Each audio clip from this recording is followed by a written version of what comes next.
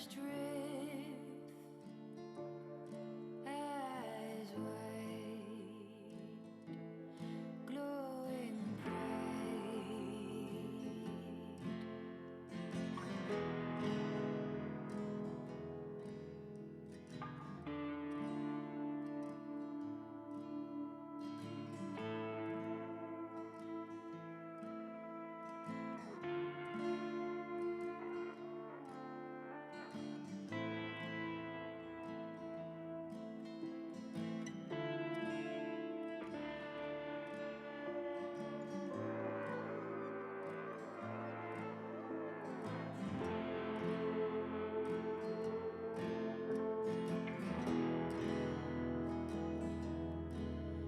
long hours,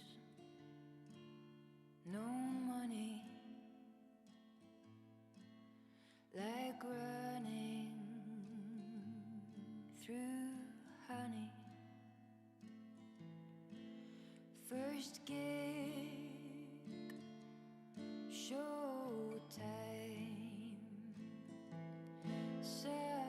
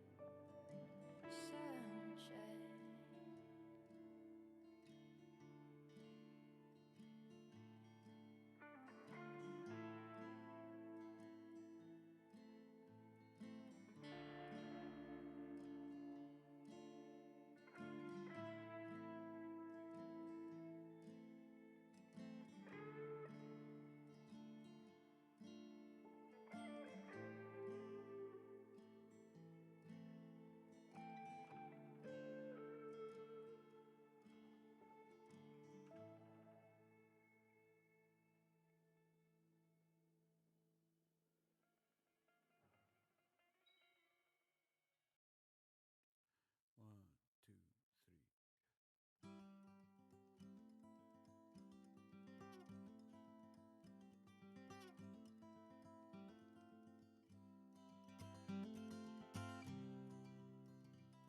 I never want my children to live a life like mine, so I faced my inner demons, one small step at a time, one small step at a time.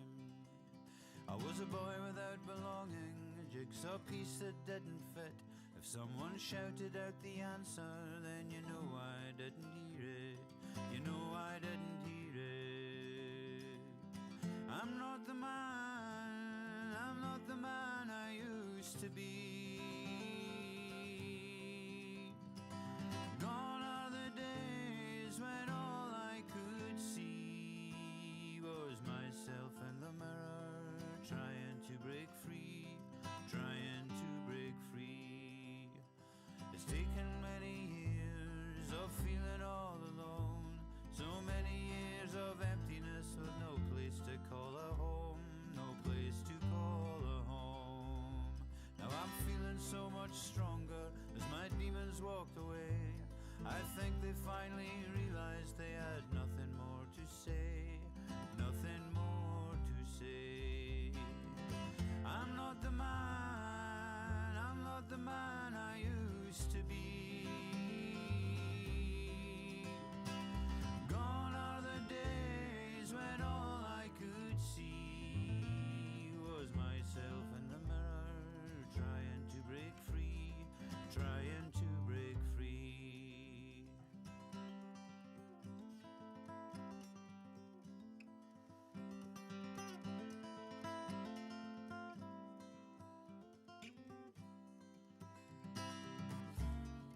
many days have passed now, and my life is still on track. And if them demons try returning, I'll have the strength to send them back. I'll have the strength to send them back. They'll never pull me down again or ever cause me pain. I can see a brighter future and it's heading in my way. It's growing brighter every day. I'm not the man I used to be. I'm not the man I used to be. Oh, I'm not the man I used to be. Gone are the days when all I could see was myself in the mirror, trying to break free, but now I've broken free.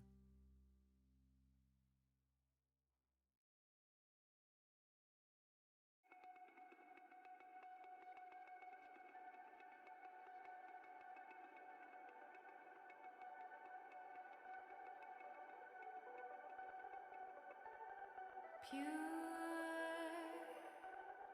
and right, sliding like an ice cube on a silver tray, growing ever smaller in the sunlight of the day, fluid with no substance, formless and all broken, as my feelings slip away.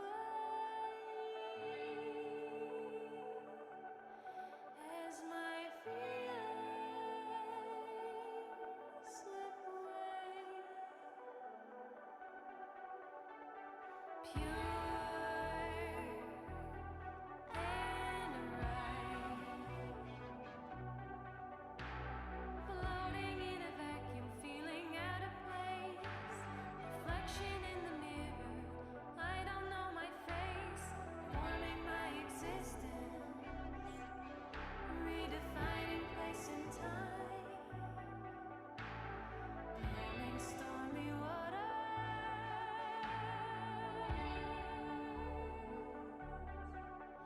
with a touch so pure and right. So with StreetCones we say that it's not what you've done, it's what you can become. We use arts to help facilitate that road to change. Like a dream from a wishing well, my trawler eyes take everything in while I'm walking down the snake path, like a hypnotist under a spell.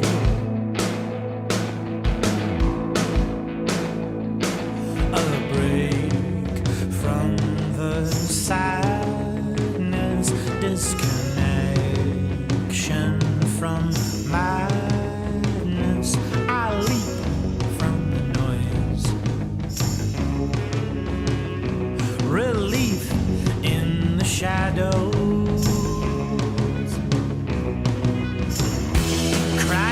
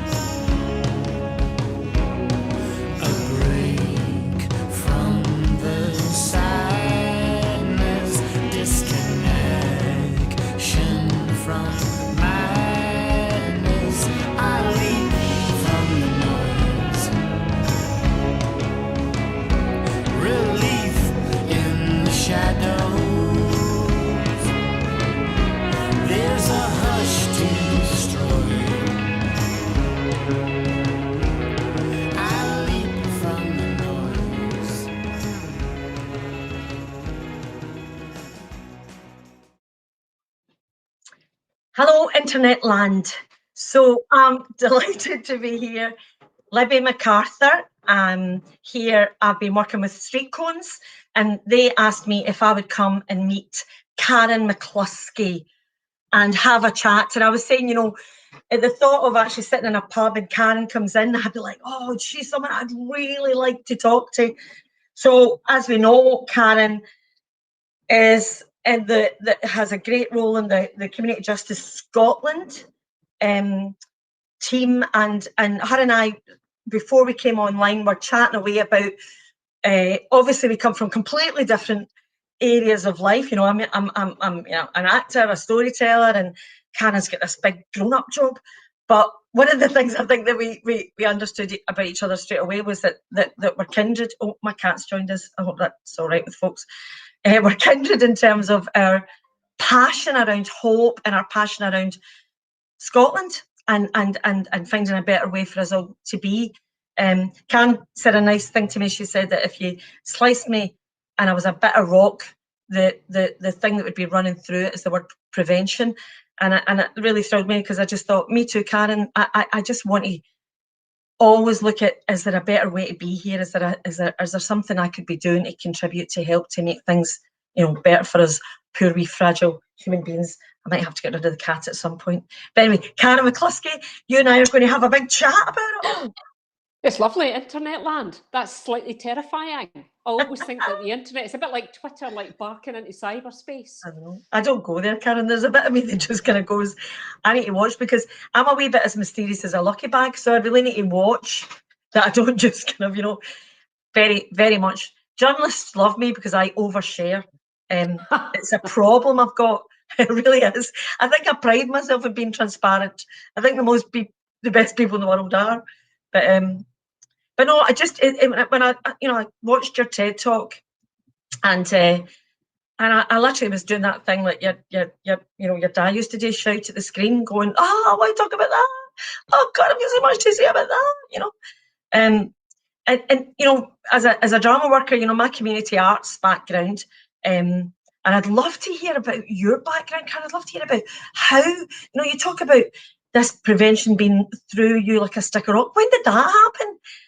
I know one of the great things about me is that really early on, I knew there was one thing I was good at, and it was only telling stories. This thing, when I was really young in the long grass in the back court in Castlemilk, my nickname might have been Trampus.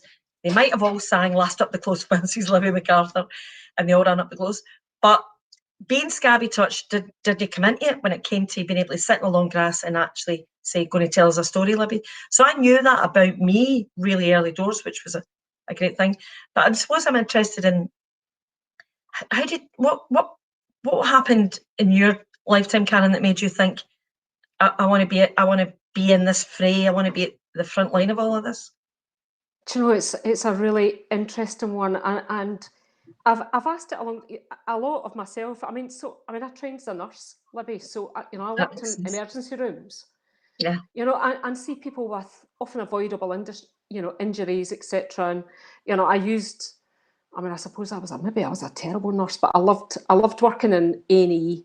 You're not allowed to call it A&E. You have to call it the emergency room now. And then in neurosurgery, where people had head injuries and whatever else. And I suppose it's about the power of the human condition. Yes. Just about people really surviving and thriving after sometimes catastrophic things that have happened to them, whether it's been collisions or sometimes self-directed injuries, and people who'd overdosed, who tried to end their life. So I suppose it's come from there, but my dad was always really involved. You see, my dad taught judo. So he was a teacher, but he used to teach judo, and it's really interesting. I was a nurse for a while with an SPS, and a load of the guys used to always say to me, "Are you Mike McCluskey's daughter?" He taught me judo, and he was like a really good male role model in their life. He was interested in them. And it's always stayed with me. You've proved one of my beliefs in life is that whenever I meet a woman I'm very impressed by, and I think, God, I really need to listen to her more and learn more. The amount of times that I go, I'm just going to check out a relationship with her dad. there it is again. That you see it all the time. You know, where it be, you know, Marianne Williamson or you know, the wee girl, you know, you know, the wee girl that got shot. What's her name?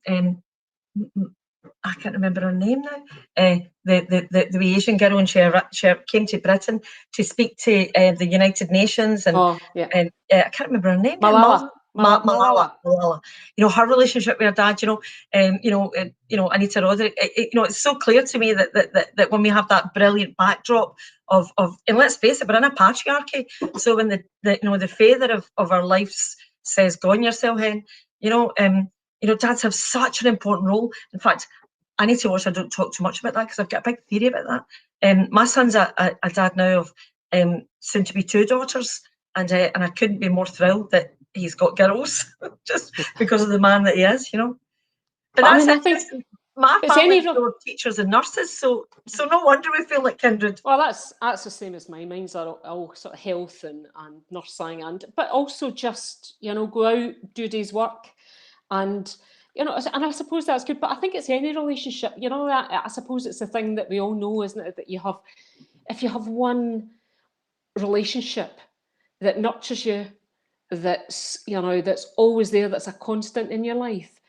And in some ways, it doesn't make any difference who that is. I know it'd be lovely to have a parent that was like that, but sometimes it can be a teacher. It can be anybody. It can be the lollipop man. You know, literally, they say it only takes one person to hold that space for you. You know, whenever I've worked with kids who have, you know, a situation where, you know, I've done lots. You know, just worked about in every scheme in Glasgow for sure, but most in Edinburgh as well. You know, and you might be looking at a kid who's, you know, like, you know, 7, 8, 9, 10, 11, you know, and they're in a damp room and folk are absent. Either they're absent physically or they're actually absent, even though they're in the same room for various kind of, you know, using self-medicating drugs or alcohol or whatever it is. And any time I've had one of these wee guys in my drama group and something happens or something comes up, I always try and say this kind of thing of, you know, see if I can find the right words. I would kind of sort of say, you know, we'll really need to try and work out what this means, you know, what this means about you. Oh, nothing. It's not your choices. Therefore, it's actually not even your business. You know, then there's you. You know, and it's that kind of thing where you're trying to sort of, you know, get the kid to discern enough to understand that you do not need to emulate your parent to show them that you love them. You know, that quite often, you know, it's very hard for us as children to feel that we're not usurping, you know, a situation and being a bit kind of like, oh, that was all right for you. And it's almost like we're so cack-handed at how to show our love for the people that we go codependent, even with our parents. You know, we start kind of going, well, if it's okay for the gods in my life, then it must be okay for me.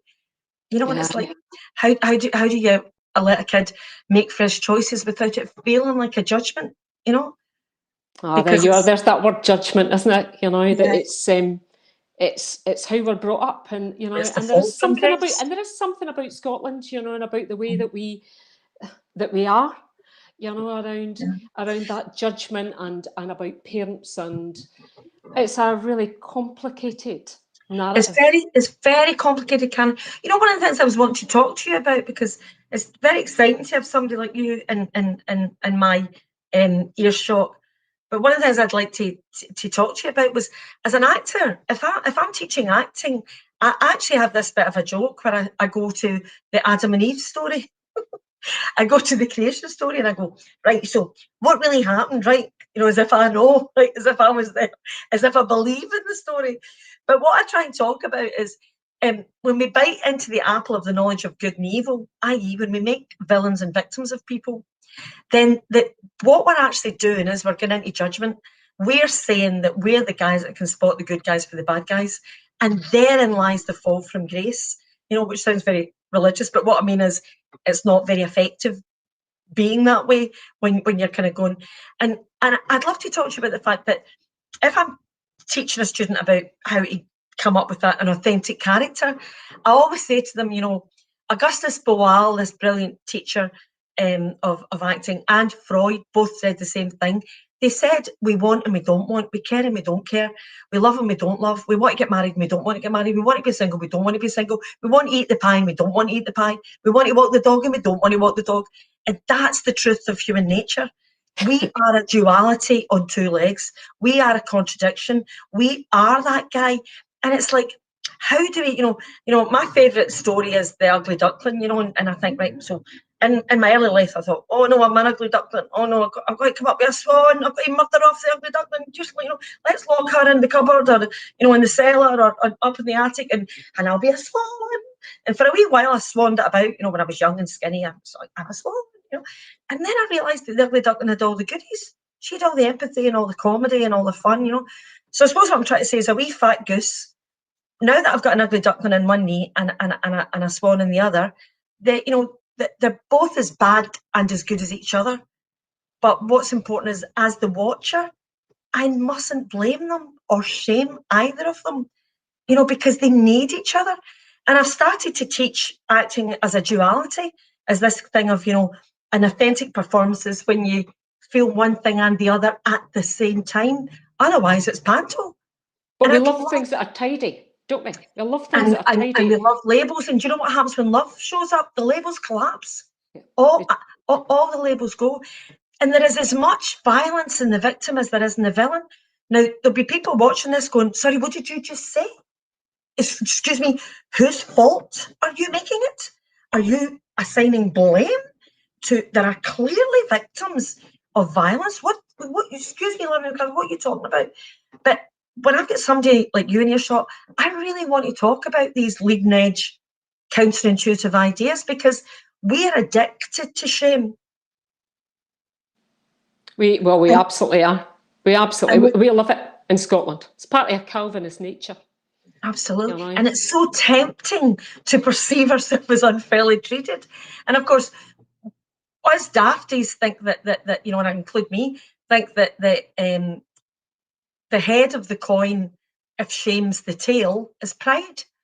When pride's just as stupid and as daft. The only thing that's the antidote to shame is true connection. Yeah.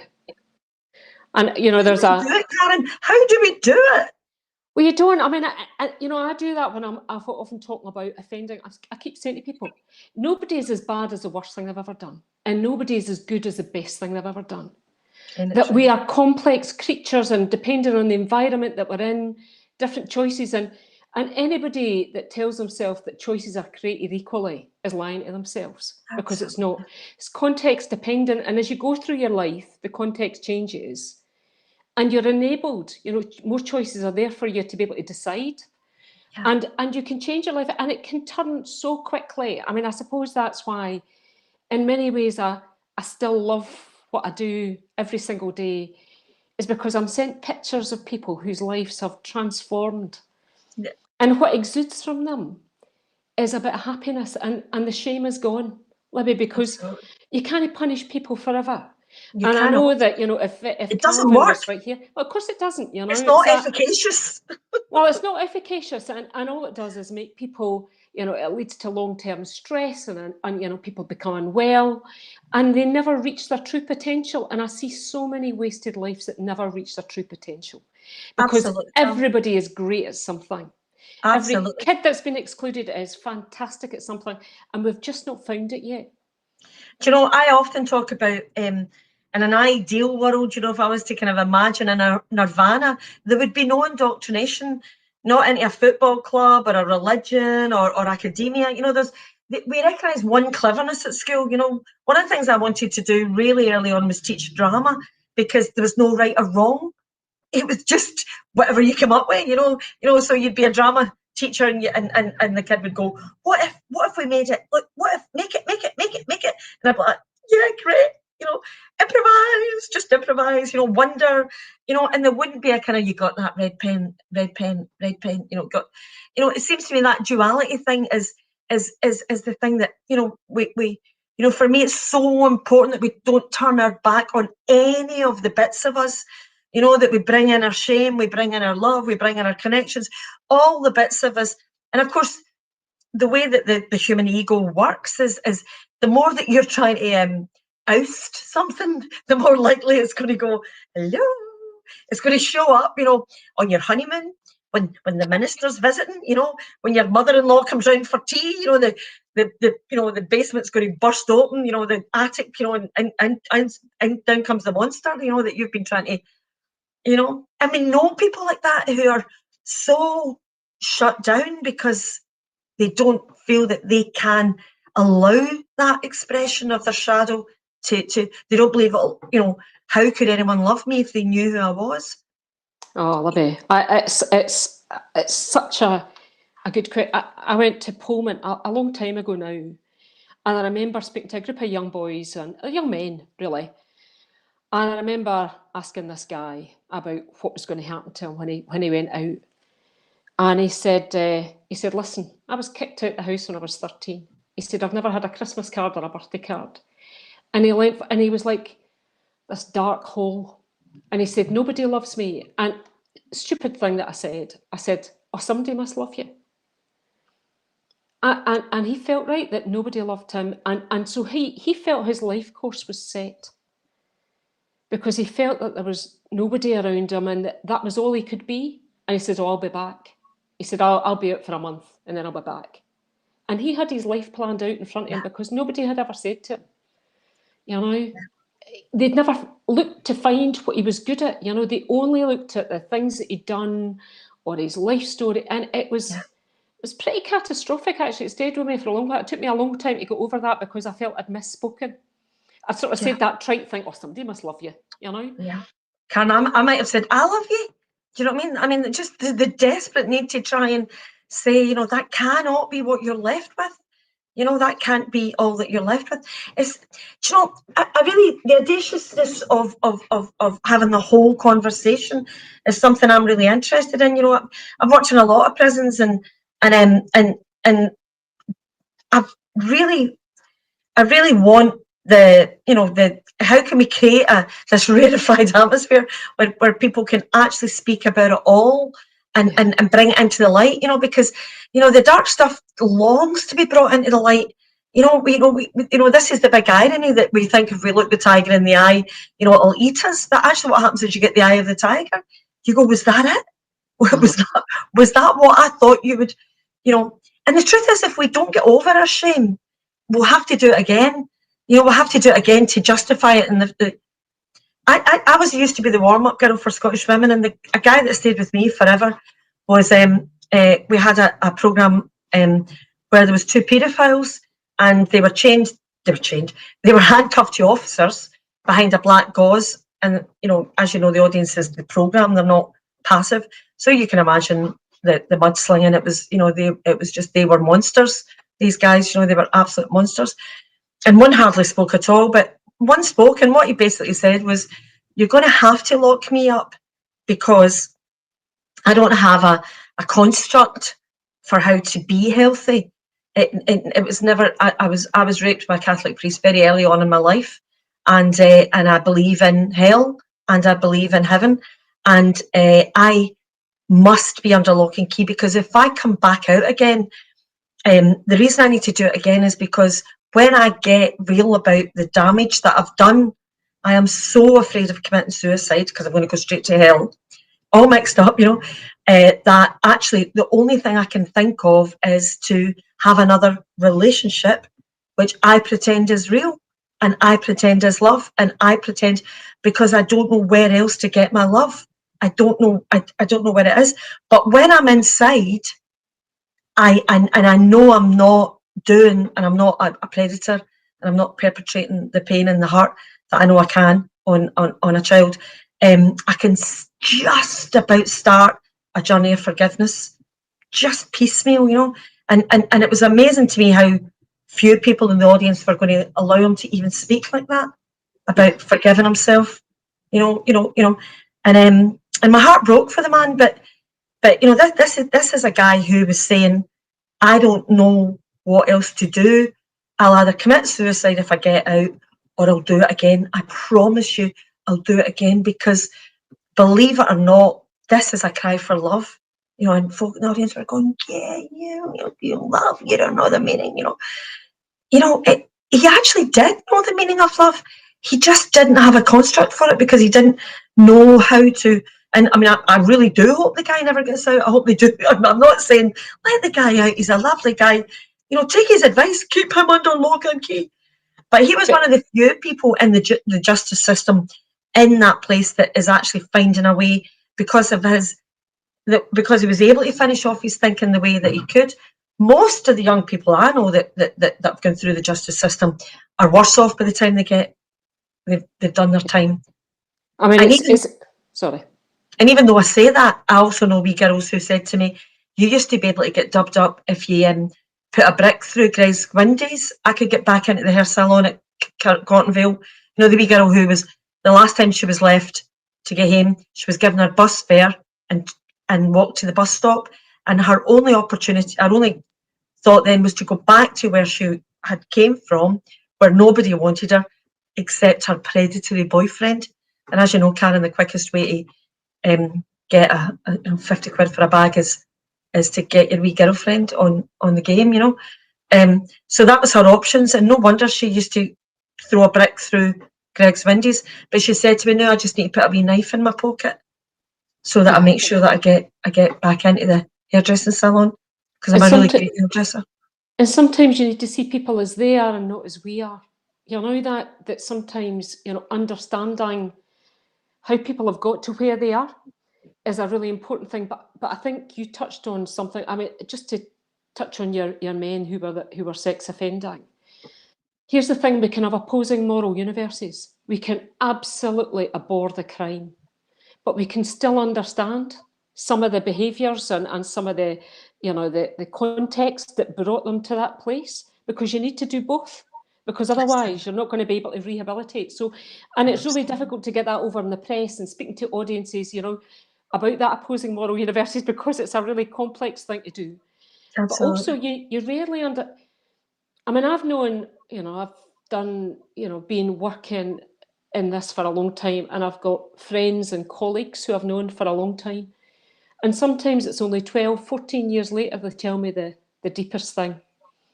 And, you know, and I will mention, so Dave Sharp, who I know sort of briefly, he says, you never speak about sexual abuse, Karen. And I do speak about sexual abuse, but people will tell me about their parents being in prison, about drug addiction, about alcohol, about a whole range of things before they start to talk about sexual abuse. And it's the most tough thing to speak about. But in a way, I see people who have, I want to say, managed to find a way of speaking about it and to release the shame that isn't their shame anyway. Absolutely not, yeah. It's a path for them to get better. And I do love the fact that there's so many people out there who are so switched on to this and who are really skilled at it. The Moira Anderson Foundation, I recommend loads of people to go and speak to the Moira Anderson Foundation, because they're so good at speaking about this. Yeah. They know the right questions. They can judge how willing they are to sort of push themselves forward, and there just needs to be more people like that, because being able to speak to one person about it can be your lifeline. Because that suicide thing you mentioned is, you know, I mean, policing's always known that, you know, that when you arrest someone for often horrendous sexual offences, suicide is a big risk. And I know there'll be people out there saying, well, of course, you know, and this, that, but that's no solution. It's not. And, you know, Karen, it's easy to talk about these people as monsters, and that, you know, always makes me laugh when you talk about the press, you know, because it always made me laugh that the Sun was the most popular newspaper because it owned a high moral ground. You know, the front of the Sun would go, and the monsters and the animals live over there, and I can spot them from my high, you know, if only everyone was as enlightened as I am. You know, and it always made me laugh that that was it took the moral high ground, the Sun, and we all went, oh, I'm going to buy that paper so I can point at other people, because it's all about projection. It's all about taking the bad look off us. So when we turn to these big headlines and these monsters, it becomes, you know, something that we can't bring home. When, you know, for me, one of the reasons that I'm a storyteller, and one of the reasons that I love to create self-expression into areas where folk feel that they maybe don't have the voice that they you know, they're not able to, or they don't feel as if there's a listening for their particular story. One of the reasons I love working with it is because I can then start to talk about the fact that there is no hierarchy we are all in this together, you know, and everything counts, and you count, and everybody counts. And I used to say that you know, use the word junkies. That's what I used to say to the junkies in the Gorbals when I was working there in the early 80s. You know, Thatcher's laughing up her sleeve at you guys. You know. You could be working, you could be showing up, you could be in demonstrations, and instead you're lying there gouching. You know, she doesn't need to do anything. She's just like, sorted, you know. You know, it's hard to talk about accountability with any sense of, you know, get into this out of pure self-interest, get into forgiveness of others out of pure self-interest. Finish off your thinking about compassion, because you'll find out everybody's off the hook when you're in self-compassion. Feels great. You've got no grievances. That's when you're at your most efficacious, you know. Are you? But people are looking for blame. All we are in a blame culture, and of course, what's just behind the blame culture is because we wrongly think it takes the shame feelings away from us, you know, but actually it just keeps them going. Most people I know that really annoy me, that I really, you know, would jump in a hedge when I saw them coming. I wish they would just forgive themselves. you know, that you know, and include me in that. You know, that's when we get lost, when we're into avoiding shame by just being justified and pompous and grandiose. Who sets the morals though, Libby? I'm always interested that, you know, we talk about the sun. Who sets that? Who sets that standard about who's worth it and who's not worth it? Who deserves to thrive and who doesn't? Yeah. And, you know, and we see that with, I mean, I've seen a huge shift in Scotland, and there's so many great people in Scotland. I could be here from now until tomorrow morning telling you all the amazing people that I know who reach out, who pull people along with them, who absolutely start each relationship day afresh. They don't hold grievances, they listen, and they bring their whole self, you know, into what they're doing and into their daily life. And I think that's pretty spectacular. There's more of them than there are the moral, you know, the ones Absolutely. that say, yeah, that's terrible and jail them forever. And do you know, Karen, on that subject, I believe that it's not an accident that Nelson Mandela had his wake up moment dubbed up in a cell in Robben Island. You know, it's like, you know, the heroes that I have in my, you know, my, you know, I'm always listening to podcasts and, you know, inspirational talks and all that. And just about all of them, whether it be Viktor Frankl or, you know, came out of a really sorry situation. You know, that brilliant film that's on just now with Jodie Foster, the Mauritanian, you know, an amazing story about a guy who just, you know, went into forgiveness. They tortured him. But it's almost like if we understood as human beings that sometimes in the darkest moments you pop through, you know. So you and I know that we've worked with people who have, you know, had, you know, so much to forgive about their past, you know, folk who've stole their granny's purse and, you know, found their granny's plank of money under taking it for a, you know, for their heroin, or, you know, loads and loads and loads of shame story in the background. And when they get to a place where they've actually achieved some sort of healing around that, some sort of forgiveness, some sort of self-compassion around that, they show up in leadership like you could not train that stuff in people, you know. It's incredible. They don't justify, they don't judge, their desire to pay it forward, their gratitude, their, you know, their lack of self-pity, their, you know, these are amazing, these people. So it's like, you know, if you got an application form and the guy was to write down, you know, ex-junkie, ex-alcoholic, you know, kind of, you know, you would think, well, that's actually not true. We're starting to understand now that in the mental health arenas, that folk who actually understand what it's like to have bipolar or to be manic are now being drawn to working in the field, and that makes total sense to me. But, and I'm surrounded by these ubermensches who've been there, you know, the Fiona Gilbertson, who's so involved with drugs, and Natalie, who does Cisco, the guys who are doing StreetCones and who've brought that drama to life. You know, I mean, they are phenomenal human beings. I mean, in fact, I was on a thing with Natalie, and she did a bit at the end of this night where she was talking about forgiveness, and it was, you know, that bit when the hairs stand up in the back of your neck. Yeah. And I thought, gosh, she's, I mean, a leader. And, you know, I mean, she just was. And I think when what you're talking about with people spending time in therapy, they've really thought about their value structure is solid. Yeah. So regardless of what situation put in, their values would be absolutely integral to themselves. They wouldn't change for anybody. And I think that's what I see. Yeah. So that word integral is obviously the same as integrity. And and it is that stuff that we can maybe start sort of saying. I mean, I would say to the wee guy, listen, I'm not going to if the security guards over there, I'll stand in front of you if you're going to knock something at the pick and mix in Millworth. I remember saying to a wee guy, but see if you are, can we talk about it outside, and just say to him, you do not want to live a life where you have to knock sweeties, because the information you're giving yourself is that you only get sweeties if you knock them. That's too expensive for you to have that headspace. You kind of.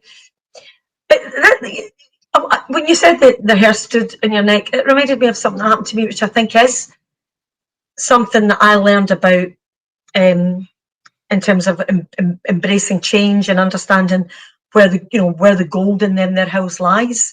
And of course, for me, as my spiritual journey is a really important part of my life. So I'm not religious, but I'm always looking to kind of think, how can I connect this up with, a better, healthier, holier way to be.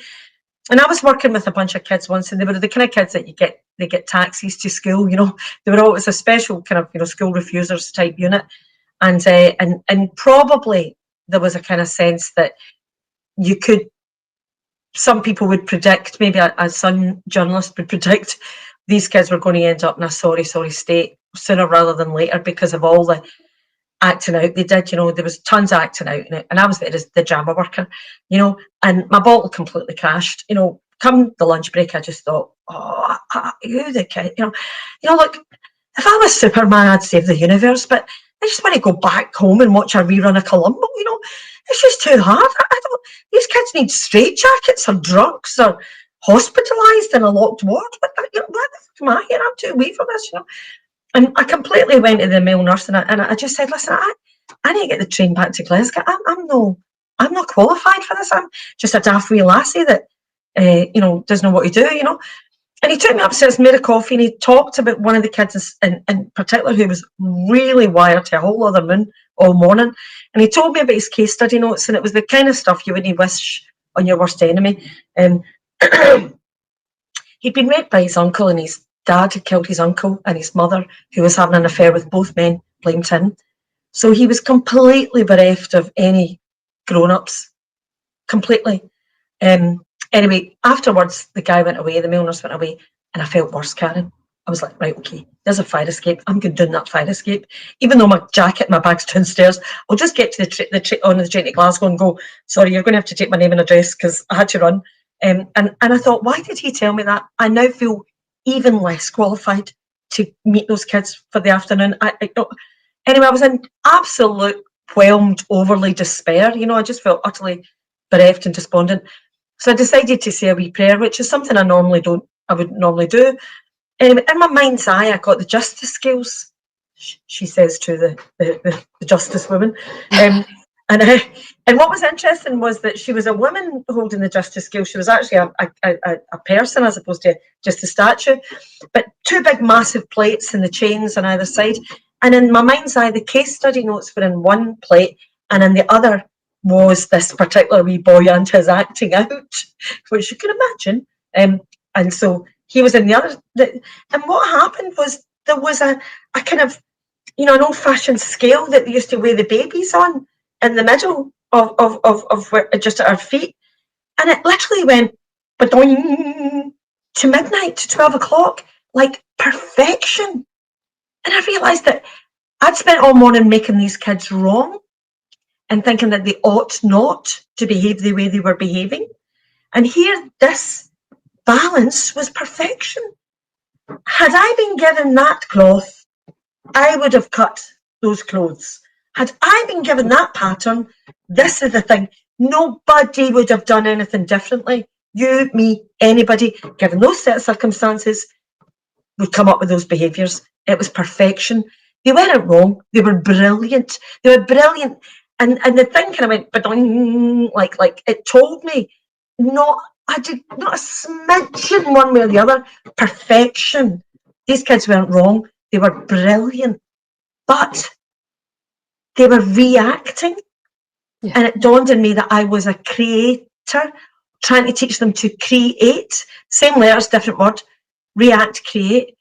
And so then I looked at the exercise I was doing, and what they were doing was a kind of democratic forum, standing up in a chair when it was their turn, cut a fairy tale in half, and fighting about how we should end the fairy tale. Should the king come back from his horse? Should the queen? It was a brilliant idea that I had for them that afternoon, and when I went back into the room with this new thought that these guys weren't wrong, they didn't need fixed. I just had to be with them without all my judgment, take back all the projection. Nobody acted out. It was like a miracle, Karyn. Nobody acted out because I wasn't holding that dynamic for them. It wasn't there for them to, I wasn't drawing the circle for them to step into. And we had the most extraordinary afternoon. So, I suppose that's what you, yeah, we're all responsible. Yeah, we are all responsible. But, in a way that goes back to the comment I made earlier was, I often speak to people who work in this area, and sometimes with people who have some really challenging behaviours, and it can be overwhelming. And then what you did was you thought about how overwhelming it was for this young person. And when you start to see him or them as they are, then you shift your perception completely and about what might work. I used to always say to people, and I do it all the time, it's incredibly trite. I used to always get people to come in the office and I would say, tell me what success looks like to you. Have a think about it. And the amount of people, Libby, that used to come in and say, oh, I just want to be happy. And then I used to say, and I got a bit cleverer about it, I said, well, tell me what that feels like. And see the amount of people that just couldn't tell you how that, they couldn't think of moments of happiness in their life. Yeah. And so even the language that sometimes people use, so, if I'm saying, how do you feel? I feel angry. But actually that word means hurt, embarrassed, shameful, because there's a paucity of language about how do you give a name to those emotions. Absolutely. And so actually what I do is I then act out. And so what you see is the behaviour, which is the way of getting a lot of young people who are, and we've seen it throughout the UK really, often that's how they get attention. I spoke to a young person who said to me, when I acted up, I got restrained, which was sometimes the only time I got human contact. Absolutely. How terrible is that? Absolutely. That the only time that you're hugged, and there's a whole science behind hug. Harry Burns, who was the chief medical officer, used to do the biochemistry of a hug. And they used to tell you what happened about the endorphins. I failed O-level chemistry, which was my dad was ashamed of me, because he taught sciences, and yet, but he does this thing, and I think, God, isn't it interesting? The human body and the human is we're so delicate, we're so fragile, and that touch and empathy and compassion and all the things that make us human are so important. And see when we, it's so true, Karyn. And see when we hold each other in our mind's eye differently, that's the start of it. That's when we can actually, I always joke when I did a workshop the other night. I was talking about the times I've fallen in love, and I was kind of joking about it because I was going, well, the first time it was 3 minutes, the second, but what I was trying to say was, love is the end of relationship in a way, because what happens is you can see no difference between another. All the labels collapse. The eternity advert goes, I don't know where he begins and I end. But they kind of know that basically we've all had those moments. I've only ever had them as a kind of Bristol kid with all of it. But when it happens, it happened. I was working with an old man in the Royal Edinburgh, and we'd done a big workshop, and I'd put this sugar paper all around the wall. Instead of saying to him, tell me something about your life, he was dying, he had Alzheimer's and dementia, and he was close to his death. Instead of me going to a microphone and going, tell me about your life, I put all these sugar paper around the wall, and I did a chart that just had a kind of, a love heart, a broken love heart, an Alpine peak, a kind of wee coffin, a big teardrop, a wheel off a wagon, and I said, any of them ever happened to you? And that way we were able to talk about his whole life, and it was such a great idea. And I held his hands at the end, and we kind of almost rubbed noses. We were so delighted with each other, and we both fell in love. And what was interesting was we talked about it. And even though he had, you know, a lot of his dementia meant that it was hard for him to speak, what we both were able to share was that I wasn't a female, he wasn't a male, I wasn't young, he wasn't old, he wasn't dying, I wasn't well. There was no difference between us. And it's the bad othering that we need to stop. And it's everywhere. I mean, look at Palestine and Israel at the moment. You know, it's and I would dare say we need to start talking about love. We need to start talking about love. You know, I really love Marianne Williamson, and I love the fact that she tried to run for president on a platform of love. You know, said things like, it's time we started caring about the children across the pond from us that are dying, who are not ours. You know, it's like us poor wee fragile human beings, just like you say, Karyn, need each other. We need to start showing up for each other across the planet. My colleagues who are, you know, very skilled in this, you know, they say we are born connected. Yeah. You know, we need to be connected, and it's really interesting. I think you're right about the othering. I would, you know, this is not about blame when I'm speaking about this, but I remember going to a teachers thing. I was new student teachers, and they'd just got their allocation of what school they were going to go to. They were student teachers, and they'd already made a decision about what that experience was going to be like. You know, what school they were going to go to, because they'd got this mental image about what they were going to expect, what these children were going to be like, what their aspirations were going to be like, what they wanted to do. And yet I've never been in a primary one class where a kid said to me, I would like to be a bank robber. Does anybody bank rob nowadays? I don't know what they do. You know, I'd like to rob ATMs for a living, you know. Totally. You know, but so it's really interesting about how we upset that mental image of what we should expect, because I think that's holding us back. It's holding us back as a country. I think we set our aspirations too low. Yeah. And we don't expect. Yeah, and that's why that's why for me as a storyteller, I love just being in that spinning place. You know, that terror of I know nothing.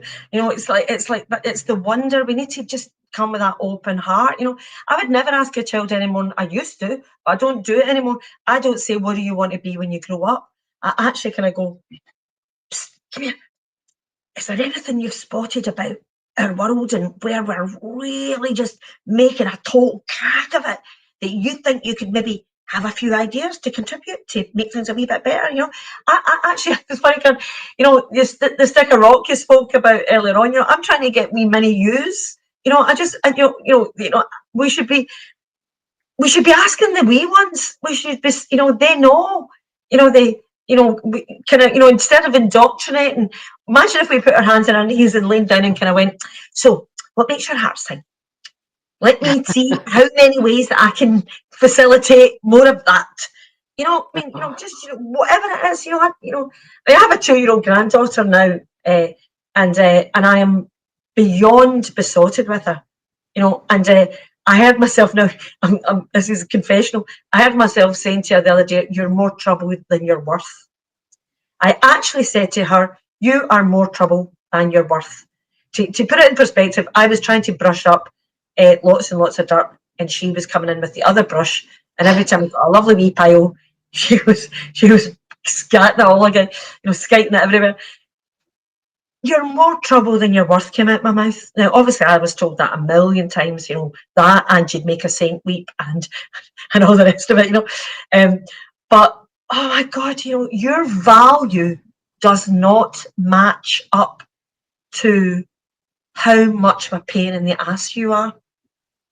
Now, if I'm saying that to my adored, beloved, what is society saying to the guy who's got, you know, he's a criminal? You know, what's the Sun newspaper saying in its headline to the guys that take the bad look off us? Or to our kids, Libby. I mean, I'm fortunate enough to know some amazing teachers. So I suppose I'd give a shout out to Nancy Clooney, who's the head teacher at Dalmarnock, and I sort of love going into primary schools. It sort of gives me a bit of joy, and particularly when I see all the P1s coming in. And they've really embraced the kids in a very different way. And that sort of thing, you know, letting their imagination run away with them. You know, that sort of exposing them to a whole range of things just to see where they go. Absolutely. And really focusing on assets. You know, that sort of saying, you're amazing at that. Instead of like, you know, and I remember it, you know, you're terrible at maths. You know, you're terrible at this or you're terrible at that. What they're saying is you are, you know, really embracing them and sort of saying, you're phenomenal at this. You know, that, and building that asset base, sort of building upon, I don't know, just positive reinforcement. And it sort of makes me love the sort of Finns, because when the Finnish people decided, well, they felt they were falling off the cliff in the 1970s. And this is a very potted history, but they decided that no kid would go to school until the age of 8. And that they would have this pedagogy. So a mixture of sort of nursing and social work and youth worker and whatever else. And they supported every child in the family until the age of 8. They do a lot of outdoor play and risk taking and whatever else. And when people go to school, there's no educational outcomes like we have. There's no, you must do this and you must do that. Their only outcome was to turn out the best equipped kids to meet the needs of the nation. I always say that sounds a bit Soviet, which it does. But it was about being able to problem solve and teamwork and communicate and empathy and compassion and all the skills that make you a great human being. But actually, when they actually tested them at the age of 15 or 16, they were at the top of the OECD PISA study. So they were phenomenal. Who knew that actually giving kids and young people all the tools to get through life and showing them that they're valued would make a difference? But, you know, we still have the ambulance at the bottom of the cliff here. Absolutely. We still wait until people are, you know, I hate using the word broken because nobody's ever broken, but fractured maybe is a better word.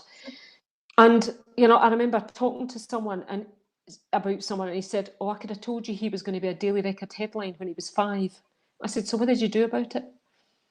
And the answer was nothing. And I suppose it's that bit around, you can see the trajectory, you know what's going to happen, but, you know, you either feel powerless or it's too much effort to try and get involved and do something different. And in a way, that's what we need to change. We need to hold these kids in the palm of your hand. Absolutely, and it works. I mean, I've done loads of, you know, there was a time when they were, you know, they were trying to, I'd worked in quite a few schools where there was a bunch of, you know, a whole bunch of kids, and they were trying to get the stats up, you know, and the kids that just wanted to, you know, so they would, you know, bring in Libby, you know, and I had a whole proposal for schools, you know, like, you know, and I actually sent it to Swinney and said, you know, when are we going to stop doing this to children? When are we going to stop imposing the one cleverness when we all know there's a guy who wrote a book saying there's 9 different kind of clevernesses, and now he's saying there's actually dozens. You know, he's done the research. We are failing our children over and over and over again. I had a school teacher called McGill. We called her Woman in a Handbag because you know, because you remember the man in a suitcase. But Woman in a Handbag, she literally saved my life. And the one thing that she said to me, which was gobsmacking to me, I remember being literally jaw-dropping, aghast. She took me aside and she loved me. She loved me, and I was, you know, in primary school, I just was traumatized, completely traumatized the whole time.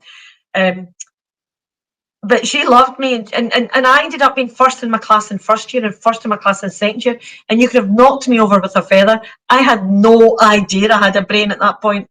Really did not. And there was these really clever guys in the class who were doing science and chemistry and physics, but I could do everything. You know, I was an all-rounder, but not everything brilliantly, you know. But she took me aside and she said to me, okay, Libby, here's your life advice. And she spoke like that. Here is the advice for the rest of your life. And I was like, oh. And she said, work hard. And I was like, yeah, that's my teacher speaking. That would be right. Pray hard. Pray hard. And she said, whatever that means to you. I was like, okay. Right. Pray. I know what pray means to me. That means climbing the top of a tree with a book with 3 dogs underneath. That's me. You know, or in my den, you know. Everybody needs a den, by the way. So work hard, pray hard, and play hard, and do the 3 of them in equal measure. And I was like, a school teacher was telling me that I had to play as much as I had to work, as much as I had to connect with a higher part of me. that I should never make work any more important than play or any more important than pray. I could not believe that she was getting away with this. I thought a big klaxon was going to go off, you know, a big shepherd's crook going to take her out the classroom, you know. But how many is, that's a great thing, and I wonder how many people, because I don't get that balance right. No. And it makes me, I always speak to people who are in recovery, and they practice it much better than I do. There is something to be learned from that, and particularly people who've been in long-term recovery. I sometimes speak to, and I really envy the peace that they have. And I'm not, you know, it's hard fought for. I know that there will have been incredibly dark times in their lives, but that journey that they've went through, there's some phenomenal learning from that.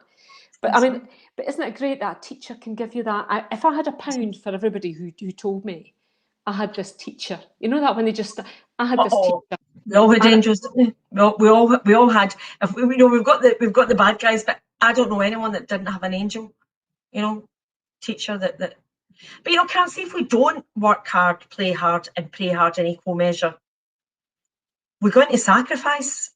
Yeah. And if sacrifice is the head of the coin, the tail of that coin is self-indulgence, and that's drugs, drink, gossiping, bad othering, you know, short thinking, violence. You know, that's what self-indulgence is. You know, it's F you out the way. You know, that's what we've got to actually understand here, that it's shame's addictive, and until we start forgiving ourselves and others and stop this bad othering and stop getting into this sacrifice and stop getting into, you know, play and creativity and self-expression and embracing ourselves in all our shadow and all our, you know, I mean, I always think celebrity is a very interesting thing. You know, I've had a wee kind of bistro kid whiff of it in my life, and it's bullshit. It's just nonsense, which doesn't mean to say that, you know, very gifted, talented, brilliant artists should be watched and revered and honoured. I'm not talking about that.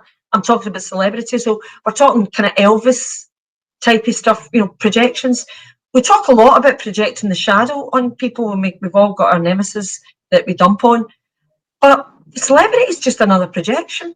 It's when we project the divine spark, you know. It's when we kind of go, that's why fame's fatal, because people are so lonely when that's projected on them, you know.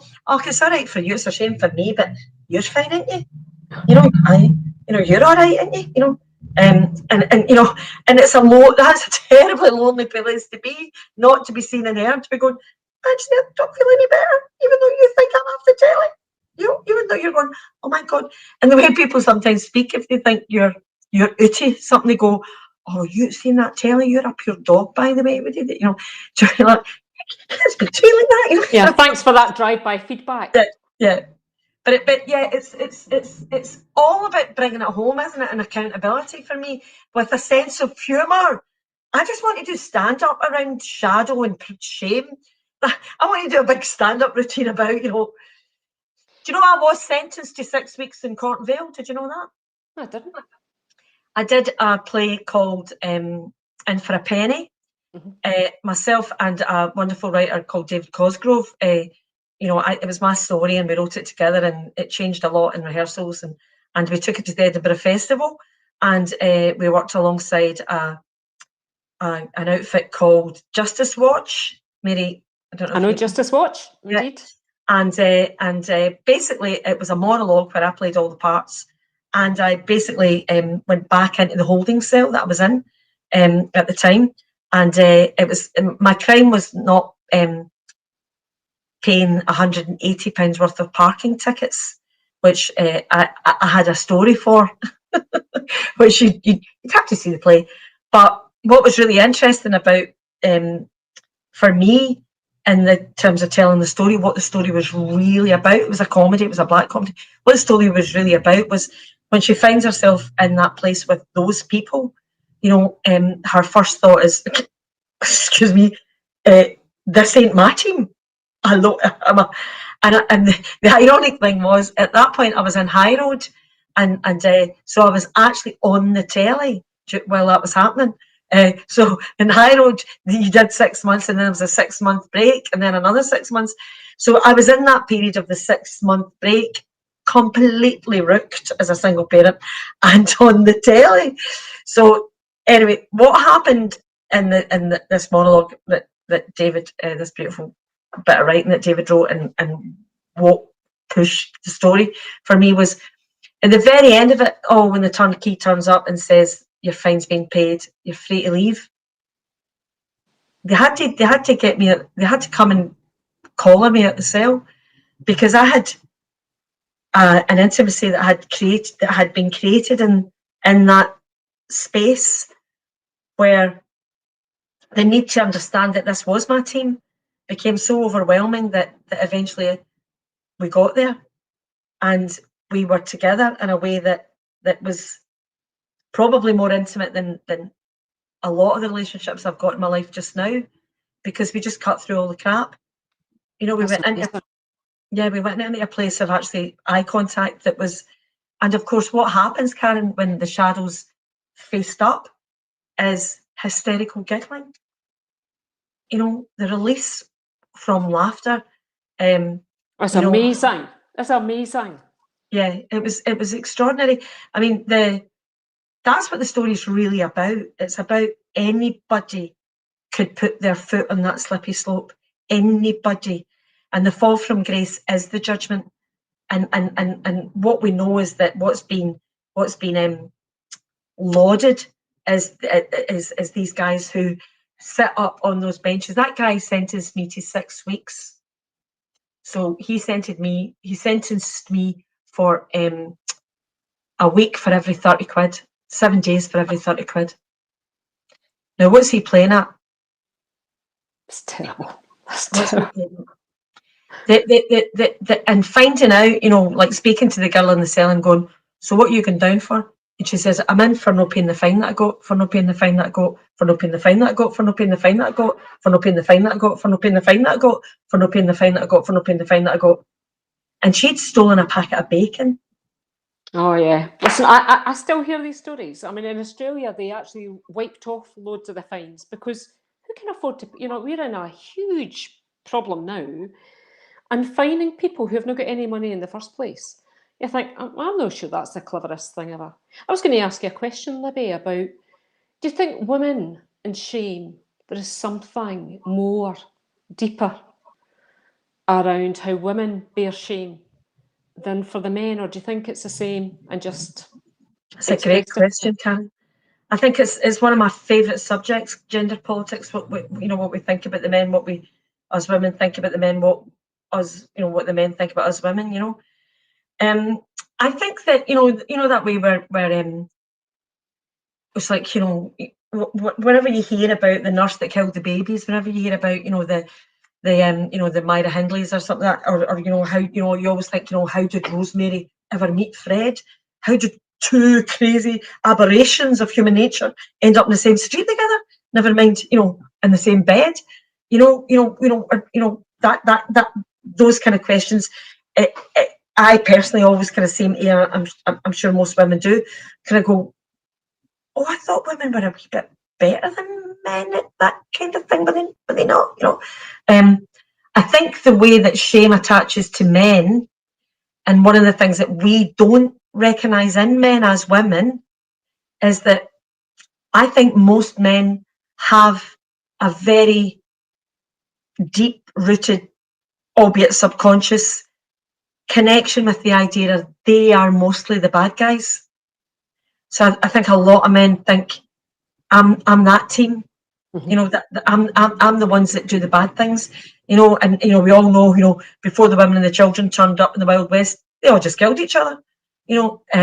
Before the women went, could you not do that? My way needs a da. I know that there's lovely stories about when the Berlin inmates. I was working in Berlin at the time when they were on the roof. The wives were there going, get down. I'm fucking doing time as well, and you're going to get murdered. I get went here to look after them all, and you're up on the roof being a big guy. Get down. Ronnie was a single, my friend made. But so I think that men suffer from this idea that they're they're the species that mostly perpetrate the bad stuff. And I don't think us women fully understand that they've got that as a kind of backdrop, in a way that maybe we've got the backdrop that we're the nurturers, or we're the kind of, you know,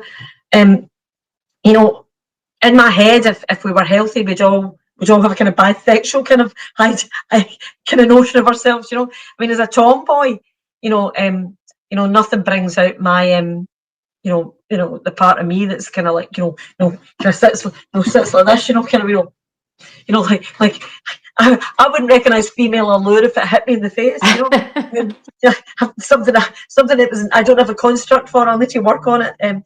But I think that maybe what men are doing is maybe they're more accustomed to those feelings in a way that maybe we are not. I know that that women tend to. I think for me, one of the things that I've noticed in my journeys is that there is as much violence in the victim as there is in the villain, and it's trying to talk about that without going back into blame and shame, and actually talking about it to women in an empowering way. I had a coaching session with a woman the other day, and she was about to go to court, and her violent ex was hopefully going to go down and do some time because there was all sorts of abuse that she'd suffered at his hands, kind of thing. So we met in Stavagen for a drink, and what she'd asked me to do was coach her into how I thought she should be in the court on the Monday. And of course, I'm turning up going, I'm an actor. I could talk to you about acting. I can do.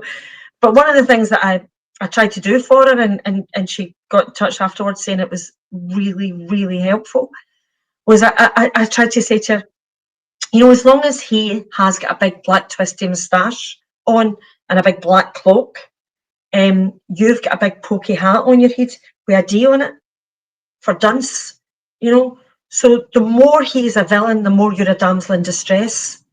And the thing about panto is there's no bad in the goodies and no good in the baddies. So you don't want to be in a panto when you go to court. She was going, I know, but I don't want to be too cool, and I don't want to be too upset, and I don't want to, I just want to be myself, but I don't know which one. And what I was trying to get her to do was take the air out of both tires. He's not a villain, and she's not a victim. And the reason that he's not a villain is because she can't be the victim and do something wonderful for herself here.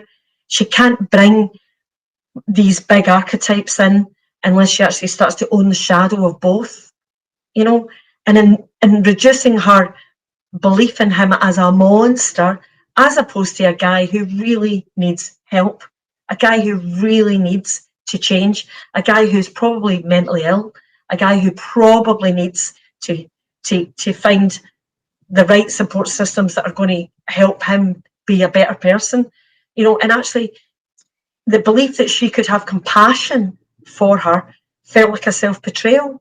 It felt like she had this wee placard she had to keep up going, bastard, bastard. But actually when she started to lower the placard, she actually started to feel empowered. She didn't feel that it was self-betrayal. She actually felt calmer and more at peace and more able to unvelcro these two, because they belong together, the villain and the victim. And without one, you don't get the other, And I don't know if that makes sense, you can, but I think on a larger scale, that's what we're all doing.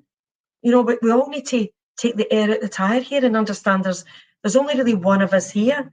And if somebody's acting out in the worst possible way that they can show up on the planet, the last thing they need is you condemning them. They might need put under lock and key. They might need us to follow through the system that I've done jury duty 3 times. I was invited to do it 4 times, but I was Gina in River City at the time, and all I had to say was, I'm on the telly, and they were like, we don't want you. But in that jury room, there was times when I was with people who were going, slapped her? I'd have fucking slapped her. Fucking wee stuck up, wee fucking, I no wonder he will step her. And I'd be sitting there going, is this the best we could do? Is you know, and the truth is, yeah, it is the best we can do. You know, a jury is the, you know, we can't go about going, you know, cherry picking folk who have finished off thinking. All we can do is keep sharing as much as we can about our own journey and shame and blame and judgment, and how none of it has actually helped a jot. No, absolutely. I mean, it's a really interesting. I mean, I meet lots of women who have come from terrible, you know, situations, and I do think going to court must be the worst experience, you know, and we don't make it any easier. And of course, TV doesn't do us any favors, does it? You know, because it, you know, it pictures. No. It sort of portrays, you know, somebody in the dock, and then there's jury, and then there's the Yeah. people in the well of the court, and it's a really complicated. All stories, thing. Karyn, at the moment are, you know, I have a great interesting story, of course, as you know, and I quite often think about the stories that we are getting at the moment, because it all happens. I believe in Jung's common consciousness, you know, that when, you know, you call your Wayne Holly and you go, oh, there's nobody called Holly, and your Wayne goes to nursery and there's 10 Hollies. You know, like, who knew Holly was a name? You know, but I look at stories all the time, and it seems to me, instead of folk getting the face they deserve, I think people quite often get the stories they deserve. And what I mean by that is we get the stories we allow. So at the moment, there's a story out there, and you see it on Netflix or Disney or whatever one you're watching, you know, you'll get the previews. And the theme is destroy or be destroyed. That's the theme. And that's the story that's out there just now. So I sat and I thought, right, what's the opposite of that story? And it dawned on me, God, it's my favourite theme of all. It's actually my favourite theme of all. And it's the theme of who's rescuing who. You know, whether it be Pretty Woman, or there's a brilliant old film, Brazil, it's an Italian film called Brazil Central Station. And, you know, she rescues the wee boy, but she really doesn't want to. She's an overstretch. And of course, it's the wee boy that rescues her. And that theme of who's rescuing who is so integral to the idea that giving is receiving, because there is only one of us here. And while we keep doing that something and pointing to the bad guys and going, you know, geez, you know, we will keep the shame, because we know that we're doing it to ourselves. You know, your granny used to say, "There's one finger pointing that way and 3 fingers pointing back." You know, we know we're doing it to ourselves. It's out of pure self-interest. We need to find a better way to be. You know, because it is about, you know, it's about a much more sophisticated, like you say, much more complex way of looking at this. I mean, the way I would like to look at it, Karyn, is that I would like, you know, the reason that I'm not a communist is because you need a spiritual revolution in the middle. You know, if communism will just ping back to fascism, it would be like, it's like holding an elastic band. You know, anybody that's ever been in a yo-yo dieting, Joe, you know, if you hold the elastic band and stretch and then let it go, it pings back to the same degree. You know, power corrupts, and absolute power corrupts absolutely. You know, the only way that a communist revolution would work was if all the people in the revolution were actually, you know, Gandhis or Buddhas, or, you know. But you know, it's interesting you talk about, you know, who's rescuing who, and that sort of, you know, be destroyed or the destroyer. Do you know who I really love speaking to, and who, you know, because obviously all these programs are made by people our age, because you get the capital and you get a job and you've got a career, etc. I go into schools a lot, and I really love speaking to the, you know, it's normally like the people that are doing modern studies, or the kids that are doing modern studies. So I do the 3rd and the 4th and the 5th and 6th years. Do you know, they're amazing. Yeah. Because they don't have any preconceived ideas. They're willing to accept a different idea of what it could be like. And then they run away with it, you know, like, so they come at, you know, I'll show them something and they'll say, oh, that should happen. And then literally within the space of an hour, you can almost get them to do a complete, you know, 180. Yeah. And they don't feel like, oh, well, I've undermined my principles, or I'm losing face here. But their minds are so open. Yeah. To that what they think might not be right, and that, you know, that relationships can change and that they can change, and, you know, that actually your narrative isn't fixed. That life story you tell yourself doesn't need to be a life story that's actually needs to be there. And it's really interesting. And I wonder how many we should be weeding and seeding more of these younger people Absolutely. into our organisation. You Totally. know? And that plays right into what you were talking about in the beginning of this idea of hope. You know, I mean, I love talking about the shadow, and I love talking about the dark stuff, and I love, if accountability is going to show up by actually kind of going, no, I'm fit to murder, let's all just, invite it all to the party, all on the table, and have a good laugh and go, no, it's worse than that. No, wait till you hear how I really felt. No, you think that was bad. This is what I really want you to do. Let's just shame the devil, literally, But one of the great things about speaking to young people is they've got all that sense of humour, and these are the guys that have got the gold, And instead, we're I always think it's a bit. I love the Scottish word topsy-turvy, topsy turvy. I always think that the truth is 180 degrees opposite. I talk to kids a lot about leadership, and I go, right, who do you think's in leadership in their own lives, integrity wise, and all that? Do you think it's these Billington boys? Do you think it's the head? Do you think it's the Prime Minister? Let's look at where he came from and what he was taught. These guys are so not in leadership. My brother was an assistant head in St Ninians, so that East Renfrew, very, huge expectation of the kids to show up and all that, And the head teacher asked me to come on and speak to them as they were leaving, So it was, that mentor thing with and thank God he liked it, because I don't think he knew what I was going to talk about, And one of the first things I kind of said to the kids was, why don't you just show up? Don't just turn up. If your teacher's acting out in a way that you don't think's, why don't you give them a break? Why don't you say, is there anything wrong? Why don't you be the guy? You be the guy. Why don't you? Of course you're going to have teachers that disappoint you. Of course you're going to have folk that claim leadership, and they're a total twat.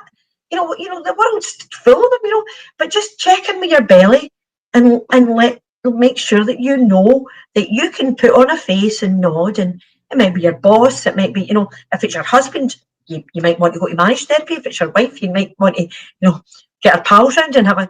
But see if it's somebody, that maybe you need to, beware the temptation to perceive yourself as unfairly treated.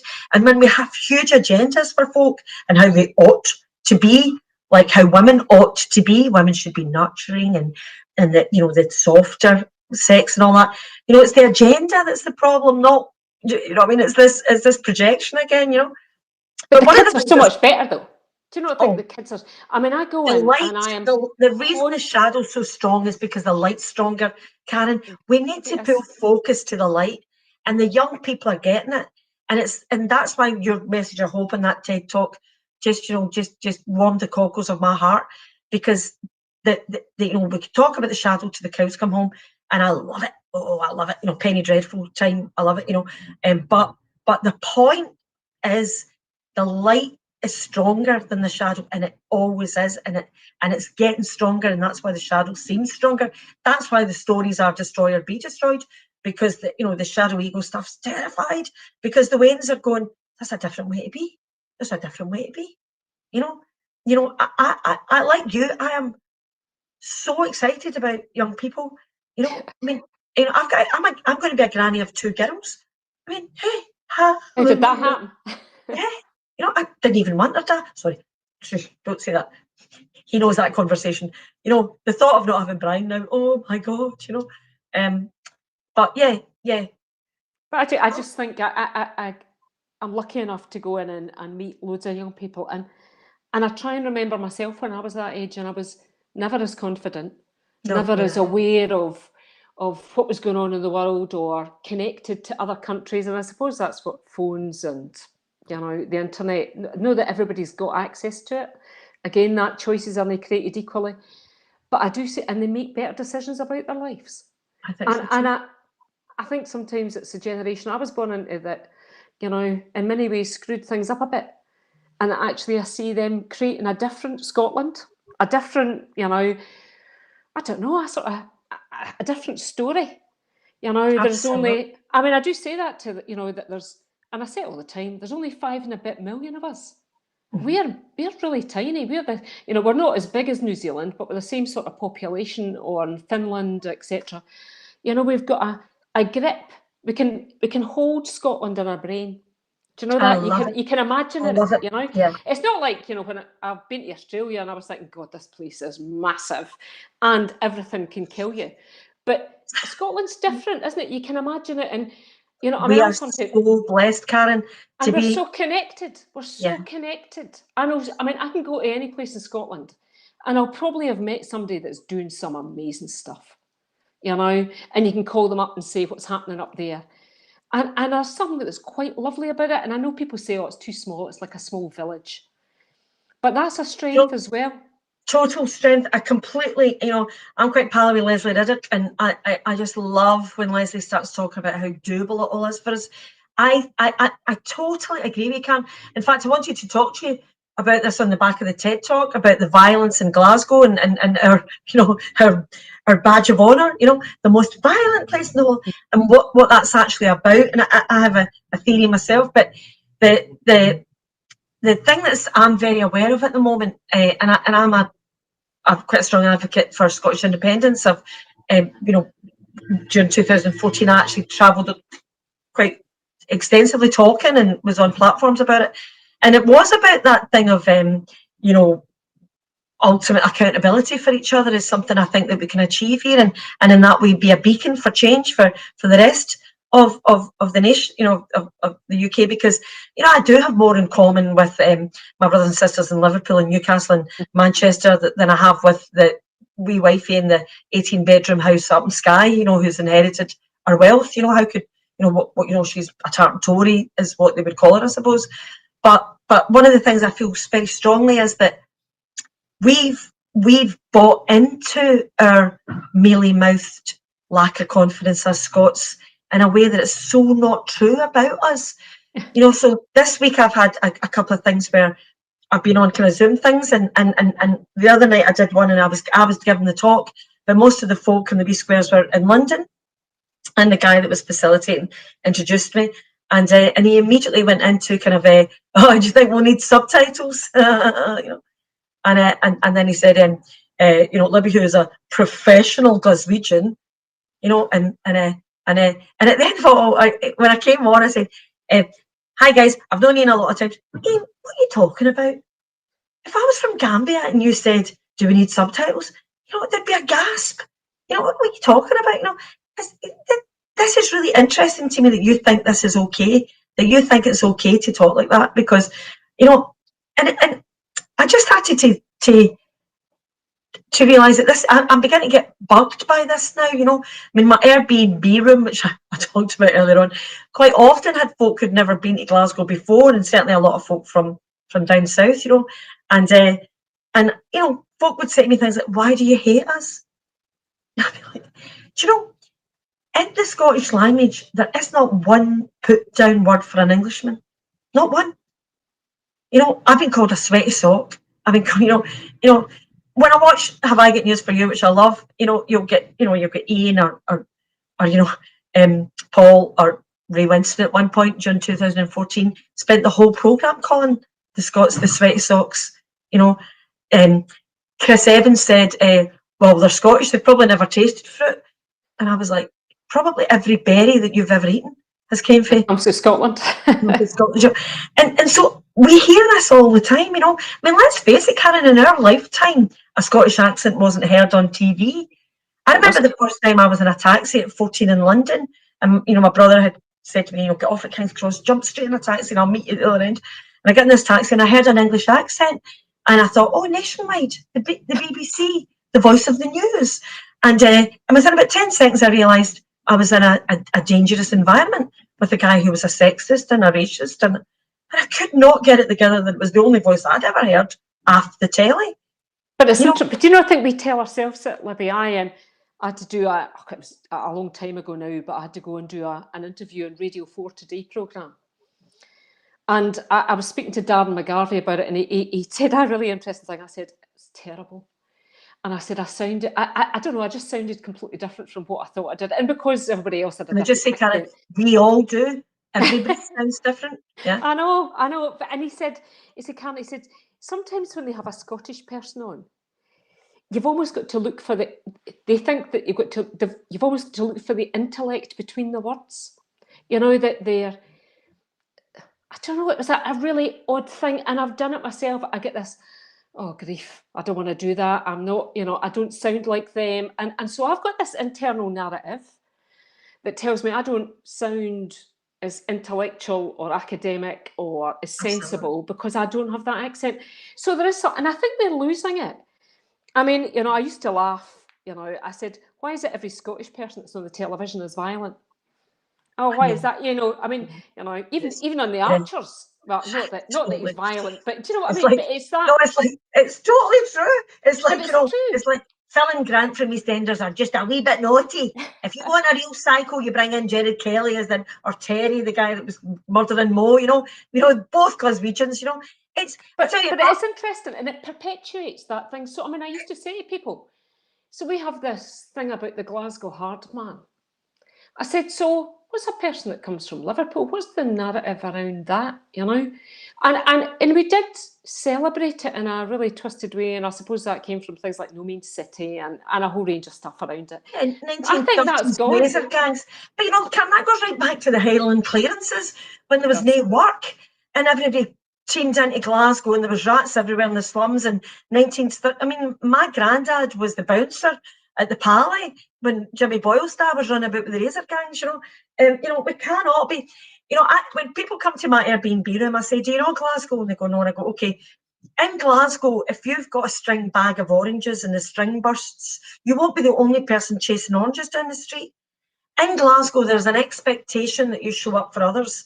You talk at bus stops, you help the woman on the bus with the pram. There's an expectation that you move. I remember being in a restaurant once with this American woman and we were sitting chatting and a guy came over and he went, listen, we didn't book, I'm so sorry, but you guys are at the table for 4 and there's 4 of us and that table over there is just 2. Do you think you would mind if you went to the table for 2 and we took the table for 4? I was like, oh no, that makes total sense. Of course, darling, no problem. Oh no, here's your hat. What's your hurry? And I got settled down and we got glass. When I looked up at my American friend, and she was raging, and I said, "What's wrong with you?" She says, "I've never felt so ashamed in my life." And she said, "The audacity of them asking us to move.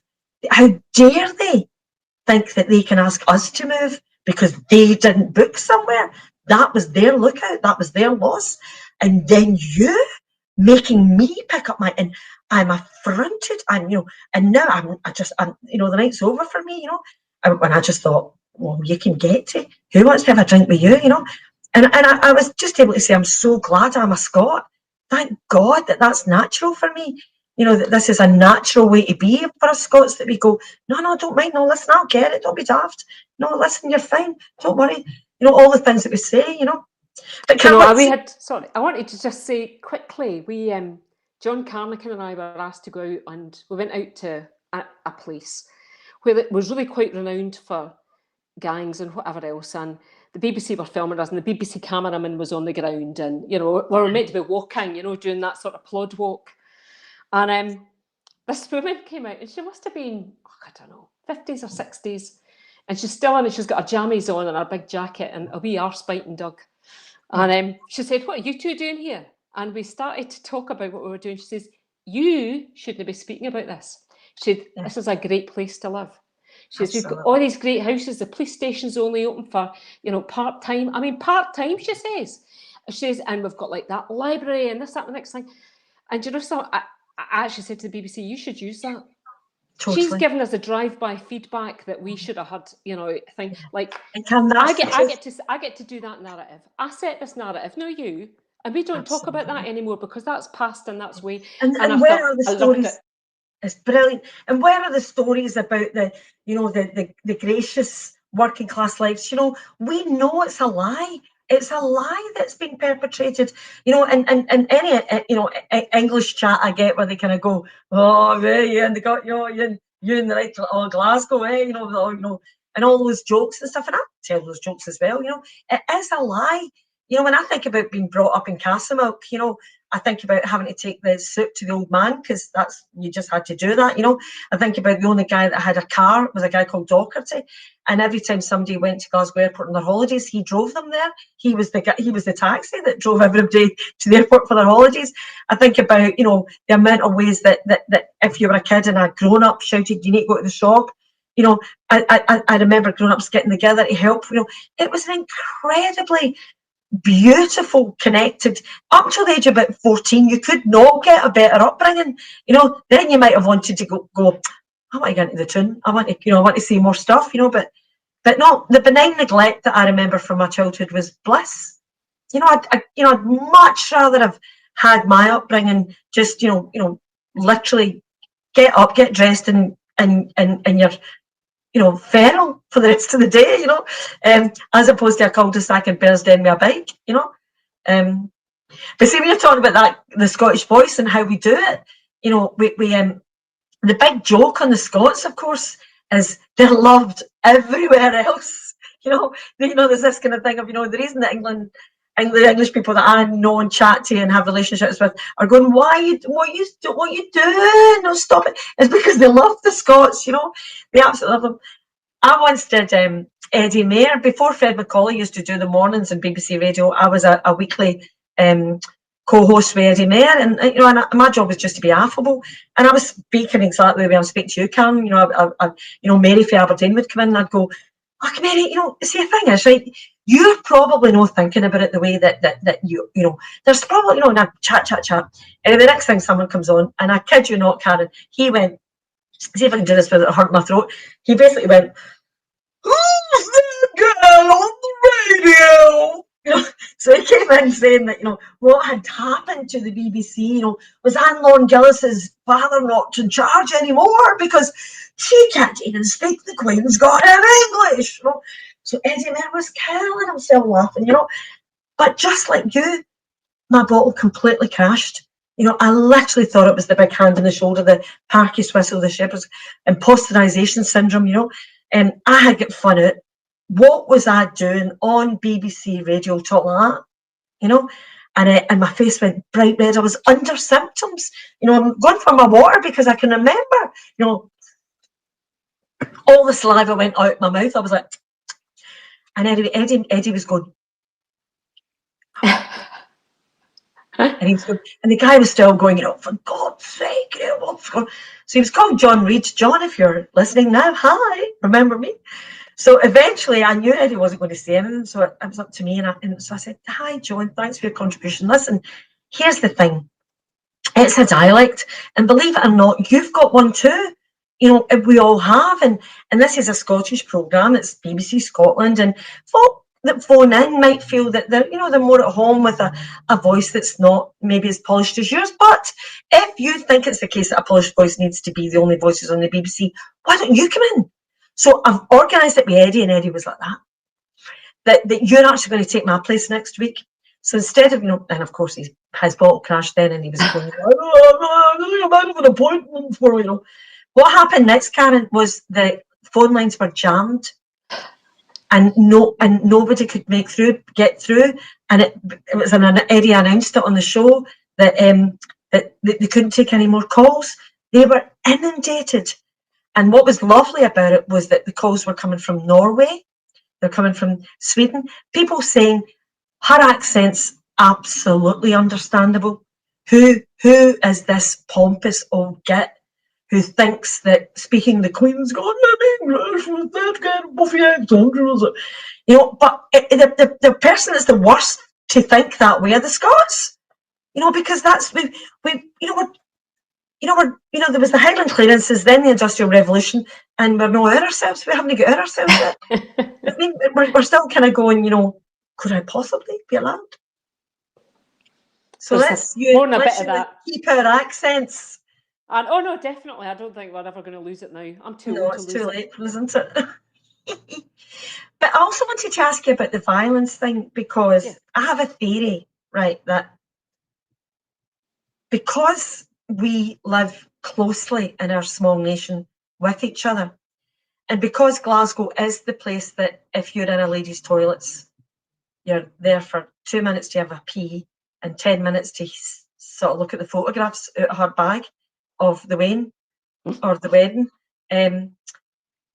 We're involved with each other in a way that there's something about violence and shame that's glued together. You know, there's a kind of glue there that without the forgiveness, without the accountability that is full of compassion and has a kind of backdrop of it's no your fault. You probably were only trying to, it's a call for love or whatever those justice skills teach us. There's something about when we resort to violence, and why Glaswegians have as one side of the coin violence. What I'm just thinking, what is the other side of that coin?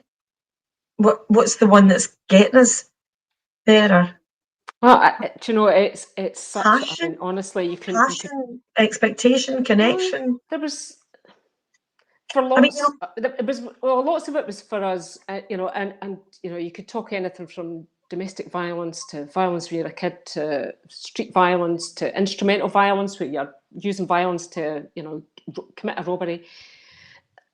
There was something that was very tied to masculinity and what the idea was of being a man in 21st century Scotland. That's interesting. You know that, and you never walk away from a fight, and you never back down, and that was what was expected of you. And actually, the pressure on lots of our young men was extraordinary. And when we spoke about it, when we were doing Serve, and we were asking people, and listen, you know, it's a long and laborious story, but when John Carnican and I were sort of speaking about it, you know, we thought we're going to be mortally embarrassed. Nobody is ever going to want out of this. And we were overwhelmed by people saying, I've had enough. I don't want to be this.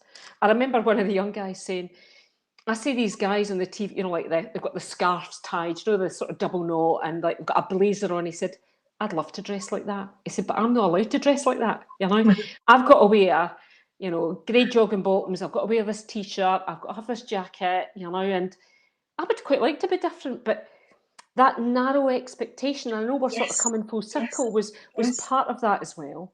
Yes. There was also, and we actually had to come up with a term which was recreational violence, because there was just that bit about something to do, which sounds terrible, but it was very, very complicated, but just the loss of life, and you know, for me, I will never. I mean, I was reading about a terrible crime this morning, and indeed yesterday. I was looking about the murder of the woman in Ayrshire by the ex-prison officer, and there's just still too much of it going on, you know, and sometimes it was interesting. One of the judges had said that he didn't seem the sort of person that would do it, and I was like, what kind of person?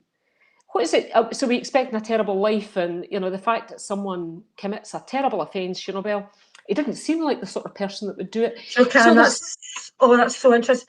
And, you know, again, if I'm working with students around character, I would say mild-mannered Nigel, who lived with his mother all his life, went to the library every Thursday night and never said boot your goose, was the axe murderer.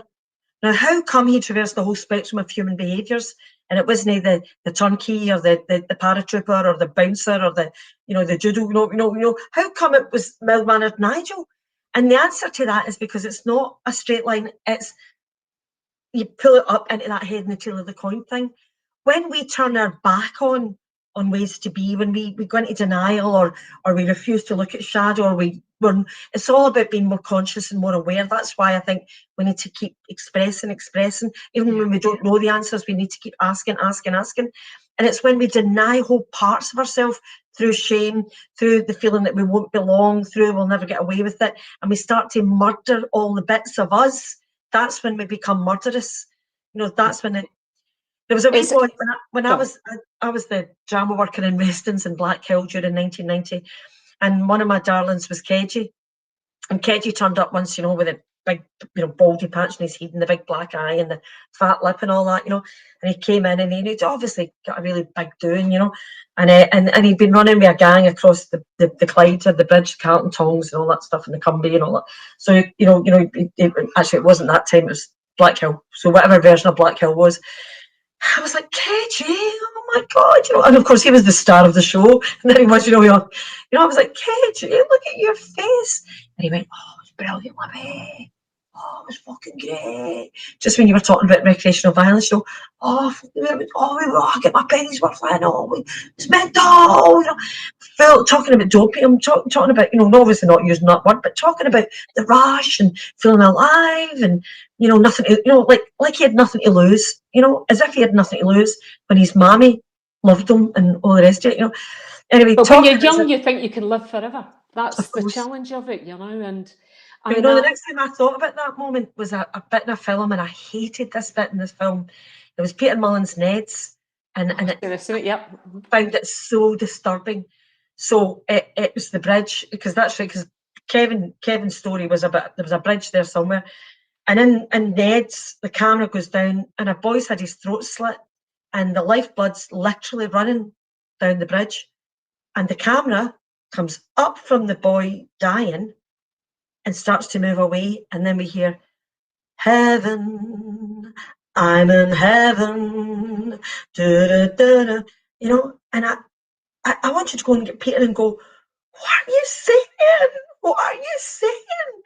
You know, you've made me, because I'm the camera, like any movie, you know, you've made me hear that tune. Well, I just want to go back and hold his head. You know, like I would have made a great nurse as well, done that, you know, blood and guts, any kind of way the human being shows up, I'll cradle their head. But I just wanted to go back and help the boy, and instead I was leaving him lying, dying, listening to Heaven, I'm in Heaven. And I remember feeling so disturbed at that point. Obviously, that's what Peter was going for, was that reaction. But yeah, recreational violence, it's like, we really need to finish off our thinking about how could that oxymoron ever make any sense? Military intelligence, you know, jumbo shrimp, God's war, recreational violence, you know. But I mean, so the thing that I found most shocking when I'd been in Northern Ireland and a whole range of places, and when I came back to Scotland, it was a long time, I'd been away and be a student and all that stuff. I was really shocked, and though I'd seen it lots of times, was the scars on the faces. And interestingly, there was two guys who were convicted of a murder on a flats, and I actually sent the pictures of both of them to my friend Dr. Christine Goodall, who's a maxillofacial surgeon. And these guys had these huge scars down their face. And it's really interesting because when we look at them, and it's a very Glasgow thing, I don't see it in any other city, and even when I've been abroad, I've not seen it. And it's sort of, and I've spoken to lots of people who've got that sort of facial scarring, and they say, well, people look at you and they think you're a violent man. But you're not, you're actually a victim that's been done to you. And there's a bit of work that was done that's saying if you have that sort of facial injury, you will probably suffer 50 years worth of deprivation. You'll not get the job you want, you'll not get the girlfriend you want, you'll not get, you know, that you'll have to overcome that being judged. And there is something really interesting about why that is such a Scottish thing. And at one point, we had a serious facial injury every 6 hours, 24 hours a day, 365 days a year. So when I go into, and you'll have seen it, you go into Barlinay, or I speak to, you know, some of the men, and they have these scars that are, I mean, they are the visible sort of, it's a visible history of you know, that they've gone through. And we had a woman who was pretty phenomenal, who offered up her private clinic to do some work on the scars, and indeed fix people's teeth, because the thing that you need to do is smile at people. Of course. And you know, and of course in violence you get your teeth missing and whatever else. So it has a, you know, and it's the same with women who've got domestic abuse, who get loose teeth, you know, and women, you know, and men who've been in addiction. And your faces, that's the picture, that often defines your narrative as well. And there is something that has, and I've never really got to the bottom of it, it's reduced significantly. We don't have anything like it, but we still get it occasionally, catastrophic injury. And particularly when I see young boys and, you know, you go into Pullman and whatever else, and you think, oh, that's a serious injury. And you think, what must that have been like to have been a victim? And who would do something like that? Do you know, it's more than I can even try and house in my head. It's so sad, you know. I remember one time, I don't know if this is helpful, Karen, but certainly helped me at the time when I was trying to understand why anyone could inflict that kind of hurt on another. How you know, because you don't get away with it yourself. Never mind the other. You've traumatized yourself by, surely.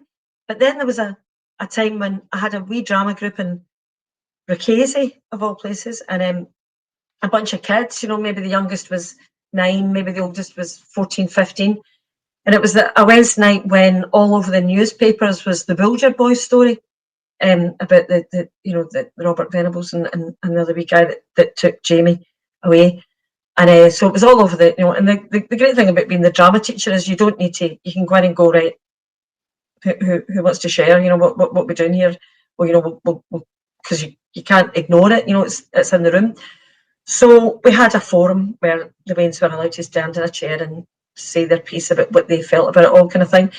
And all the Waynes were going, they should have been hung at birth. They should have been, evil, pure evil. They were evil when they were born, and I bet they had an evil seed, and repeating what they heard the adults say, in the street, in the house and whatever. And they were just repeating what they'd heard, kind of thing, or they were saying nothing because they were like. And then this wee girl got up, and I won't tell you word for word because she was only wee. She was one of the youngest ones, but she basically said that the thing that those two boys, it must be the case that she said, do we know anything about the boys that did it? I said, no, we don't know anything about them. She said, I know about them. And I said, I could guess about them. And I said, tell us what you tell me what guess. She said, right, it's like this, right? So you've got your place where you have all your feelings, right? You have all your feelings, right? And it's like a jelly kind of thing. It's all kind of soft nut. And when you're wee, you're just like, and you laugh and you greet and you laugh and you greet all in the 1 minute, and you're all over the place, and you see it in babies all the time. 1 minute they're greeting, 1 minute they're laughing, and they just go, but eventually something happens that makes them kind of go, oh, you can't get away with this. You can't get away. So they put a wee tangerine skin, a wee orange skin, run that wee feeling place, and it's not quite so kind of, it's not so wobbly anymore. And then the next thing that happens, it's not a wee needle, it's a knitting needle. They come and they go, and they jab you, and you go, oh God, I better get a tennis ball, and you get the tennis ball in the wee bit, And then the next time they come at you, it's a big dagger, and they're like, oh, it needs to be a cricket ball, it can't be a tennis ball, it needs to be a cricket ball, it needs to be, And by the time they're throwing harpoons, you're just lugging about a big boulder. So what she was basically saying was, those children were absolutely brutalised. I guarantee it. They were brutalised. And although they had covered up the feeling centre inside them to make sure that they weren't feeling the hurt and the pain that was being happening to them in their world, they'd actually closed themselves off from empathy, from being able to feel what it would be like to inflict that kind of hurt and pain on somebody else, because they were like shut down ducks that you might see up in Milton Cat and Dog Home. They weren't present. They just weren't present. And you get empathy every years. You get it from your significant others. And yeah, I know so many people and younger people who have not developed a level of empathy, and they can do it. It's still possible, but that development of empathy, we think, happens very, very early on. And if you don't get it, you're brought up in, extreme violence and neglect. And if you've never been shown it, how on earth do you show anybody else it? How on earth? And it's so important. I mean, that's why, I always talk about it, that good parenting is as close as it gets to being magic without being magic. It's, we've not given much credence to it for such a long time. We've thought it's mechanical. You can get it for a textbook. You can read, what's her face, Gina, who's like the crying baby, or I don't know. Anyway, she was pretty. It wasn't a very great book, I don't think. But that parenting role is so important. It's important for our country and our economy, but the children are all our responsibilities, Karen. Absolutely. And it was like you said earlier on. It oftentimes only takes one adult to hold that space, and it could be the lollipop lady. I do think we need to go into schools. My niece Karyn McCarthur is trying to advocate that there's guidance in schools that's got nothing to do with the school. It's complete independent. So that every child in a school could go to the counselling service there and know that it's not within the school's remit that that's happening. You know, they're kind of. But I would just say, put me in school. I'm only kidding. I think, you know, I think the arts. Personally, I think the arts is the way forward. You know, when I worked up at the school with the kids who were kind of, you know, trying to think the term they were using at that time. It was kids who had no expectation of them ever coming to anything. A group poem did it for those kids. We just spent a whole week on a group poem, and they delivered it at the Christmas service. And my pal, who was their teacher, said they spoke about it for months and months and months. That was their poem. We did. But the arts is amazing. I mean, you heard so Vox Liminis, so I know Ferguson and the team from Vox Liminis, and, you know, you heard the song at the beginning there, and I've heard lots of the work that they've done, and it is interesting. I mean, I never think I'm that creative in terms of, you know, the arts, etc. But I absolutely see the value of it and how it can tap into something. But it's not about, it's nothing, it's absolutely not about a standard that we're trying to achieve, Karyn. There's a lovely thing on Facebook, I can't remember the words, but it basically said, you know, at the very end of it, it said something like, you know, I paint, I play guitar, I play the piano, I do this, I'm this, I'm that, you know. And then at the very end, it said, oh, by the way, I'm rubbish at all of them. I'm just having a great time, you know. It's just, but at first you read it as, you know, this multi-skilled creative. Oh, by the way, I'm absolutely rubbish at all of them. You know, if we could all just hold a space for our own kind of, you know, our best is good enough, you know. Absolutely, be as good as you can. And you know, that's the thing about parenting. You know, I think sometimes that people think they've got to be this goddess or phenomenal parent or whatever else, and actually you just have to be good enough. I mean, and I know that people probably don't like to hear this, but I've seen women in addiction who are great parents. Yes, and people will think that's an oxymoron, but you can be in addiction and managed in your addiction and still parent. Of course. And when I speak to so many of the women that have had children removed to them and still feel bereaved decades later, and often it has been that, you know, that thing that we think that a parent is one thing. Now, you know, some children are removed because there's a danger to them, but that's probably a much smaller number than the ones that if we just supported parents to be the best that they can be, and you know, and make sure that the kids' lives are, it's the thing that I always talk about, predictable and understandable and manageable, and they have a sense of hope, you know, so they can get up in the morning and there's cornflakes and milk and whatever else, although that's never in my house either. I've got a student here, you know, but it's that you can do that as well. It's just being, kids know when you're being authentic. You know, you can share. I don't know what I do here. Let's do it together. Let's work it out together, you know. But no, I totally get that, you know, maybe that's how we should start winding up, actually, because it's 10 to 5, but maybe we should start thinking about, you know, until such times as we start actually understand that the microcosm that is the family unit is like a mobile. You know, you hit one over a baby's crib, you know, you hit one bit and the other, you know, you hit the wee zebra and the wee giraffes going at the bottom, you know, you cannot affect one without the other. You know, taking the mother away, and like you say, dire circumstances might be the thing to do in that given moment. But until we start supporting, one of the ways that I learned that was years and years and years ago. I did the very first Mum's the Word at the King's Theatre. Don't know if you ever saw it, Karyn, but I did it with Lorraine McIntosh and Blythe Duff and Carol Anders, brilliant actors and a lovely woman. But anyway, Mum's the Word was sold out. King's Theatre sold out, you know, weeks and weeks of sold out, with women coming up at the end going, I thought it was just me that was a rubbish mum. I thought it was, you know, talking about the conspiracy of silence around, you know, the fact that you know, you're like, oh my God, how come they're letting me look after a baby?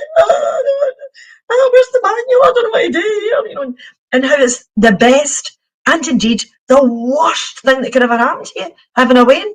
Nothing's better and nothing's worse, you know, in equal measure as far as I'm concerned.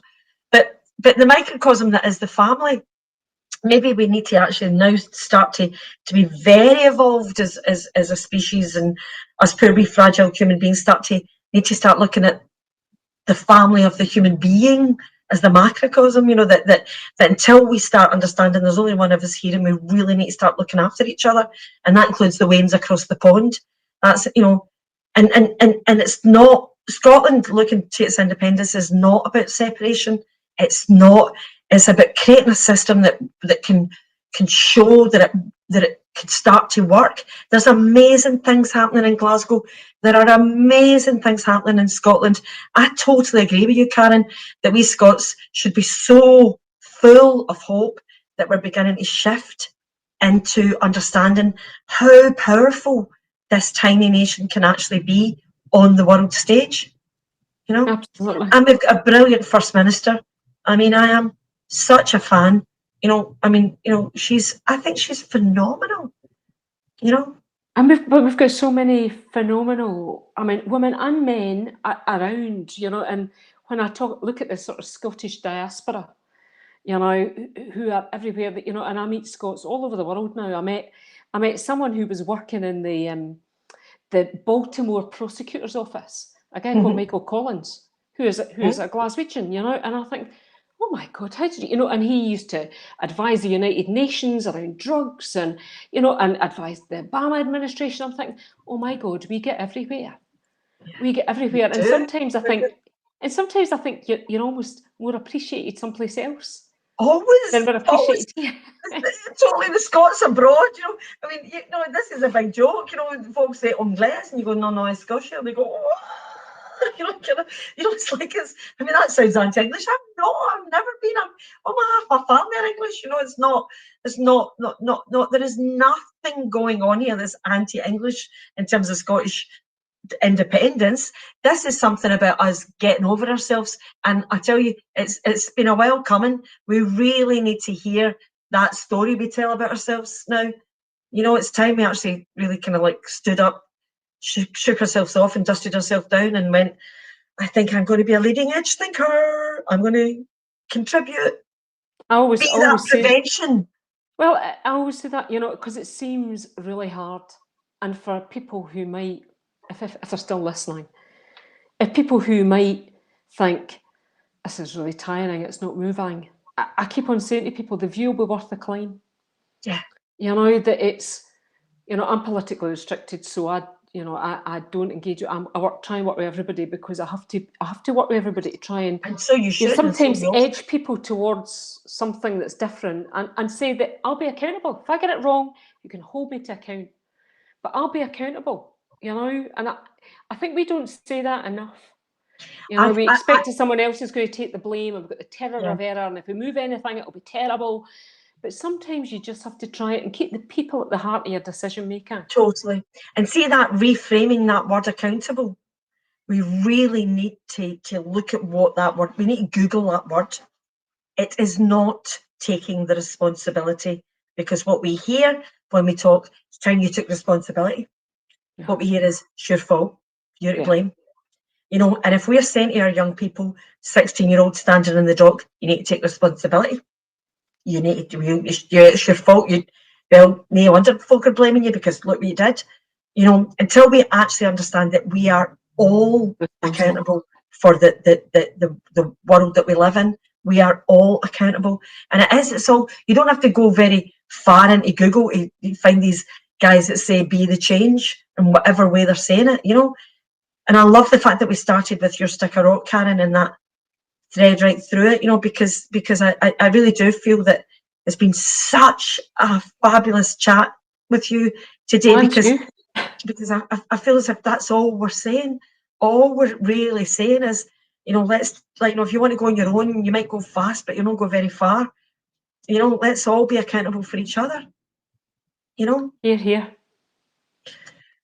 Well, more power to your elbow, and I shall look forward to the day when we're actually in a pub and you actually do walk in and I'll have a glass waiting for you, Karyn. I'm a very cheap date. One glass of wine, I'll be fine. Well, it's me too. I'm rubbish. I don't swallow much before I go, oh, cup of tea, time again. I love the fact that all my girlfriends are all, by 10 o'clock, somebody's going, does anybody want to make Everybody want to do the tea and toast it back at their house, 10 o'clock, you know. Gone are the days. You know, it's that thing of, you know, your son goes, Mum, you never go out. And you go, I was out, now I'm in. You know? Exactly. I've And now been it's my out. bedtime. Yeah, now it's my bedtime, my book. Oh, Karyn, an absolute joy, pleasure to chat to you. I think we've been all over the houses, and but hopefully it's made sense to the interland folk that are watching, and just, you know, hopefully we'll inspire each other and inspire, you know, the change that is so necessary for us all. There's got It's to be lovely to meet you, Libby. got to be a better way. Cheers. Thank you. Thank you. Bye. Bye.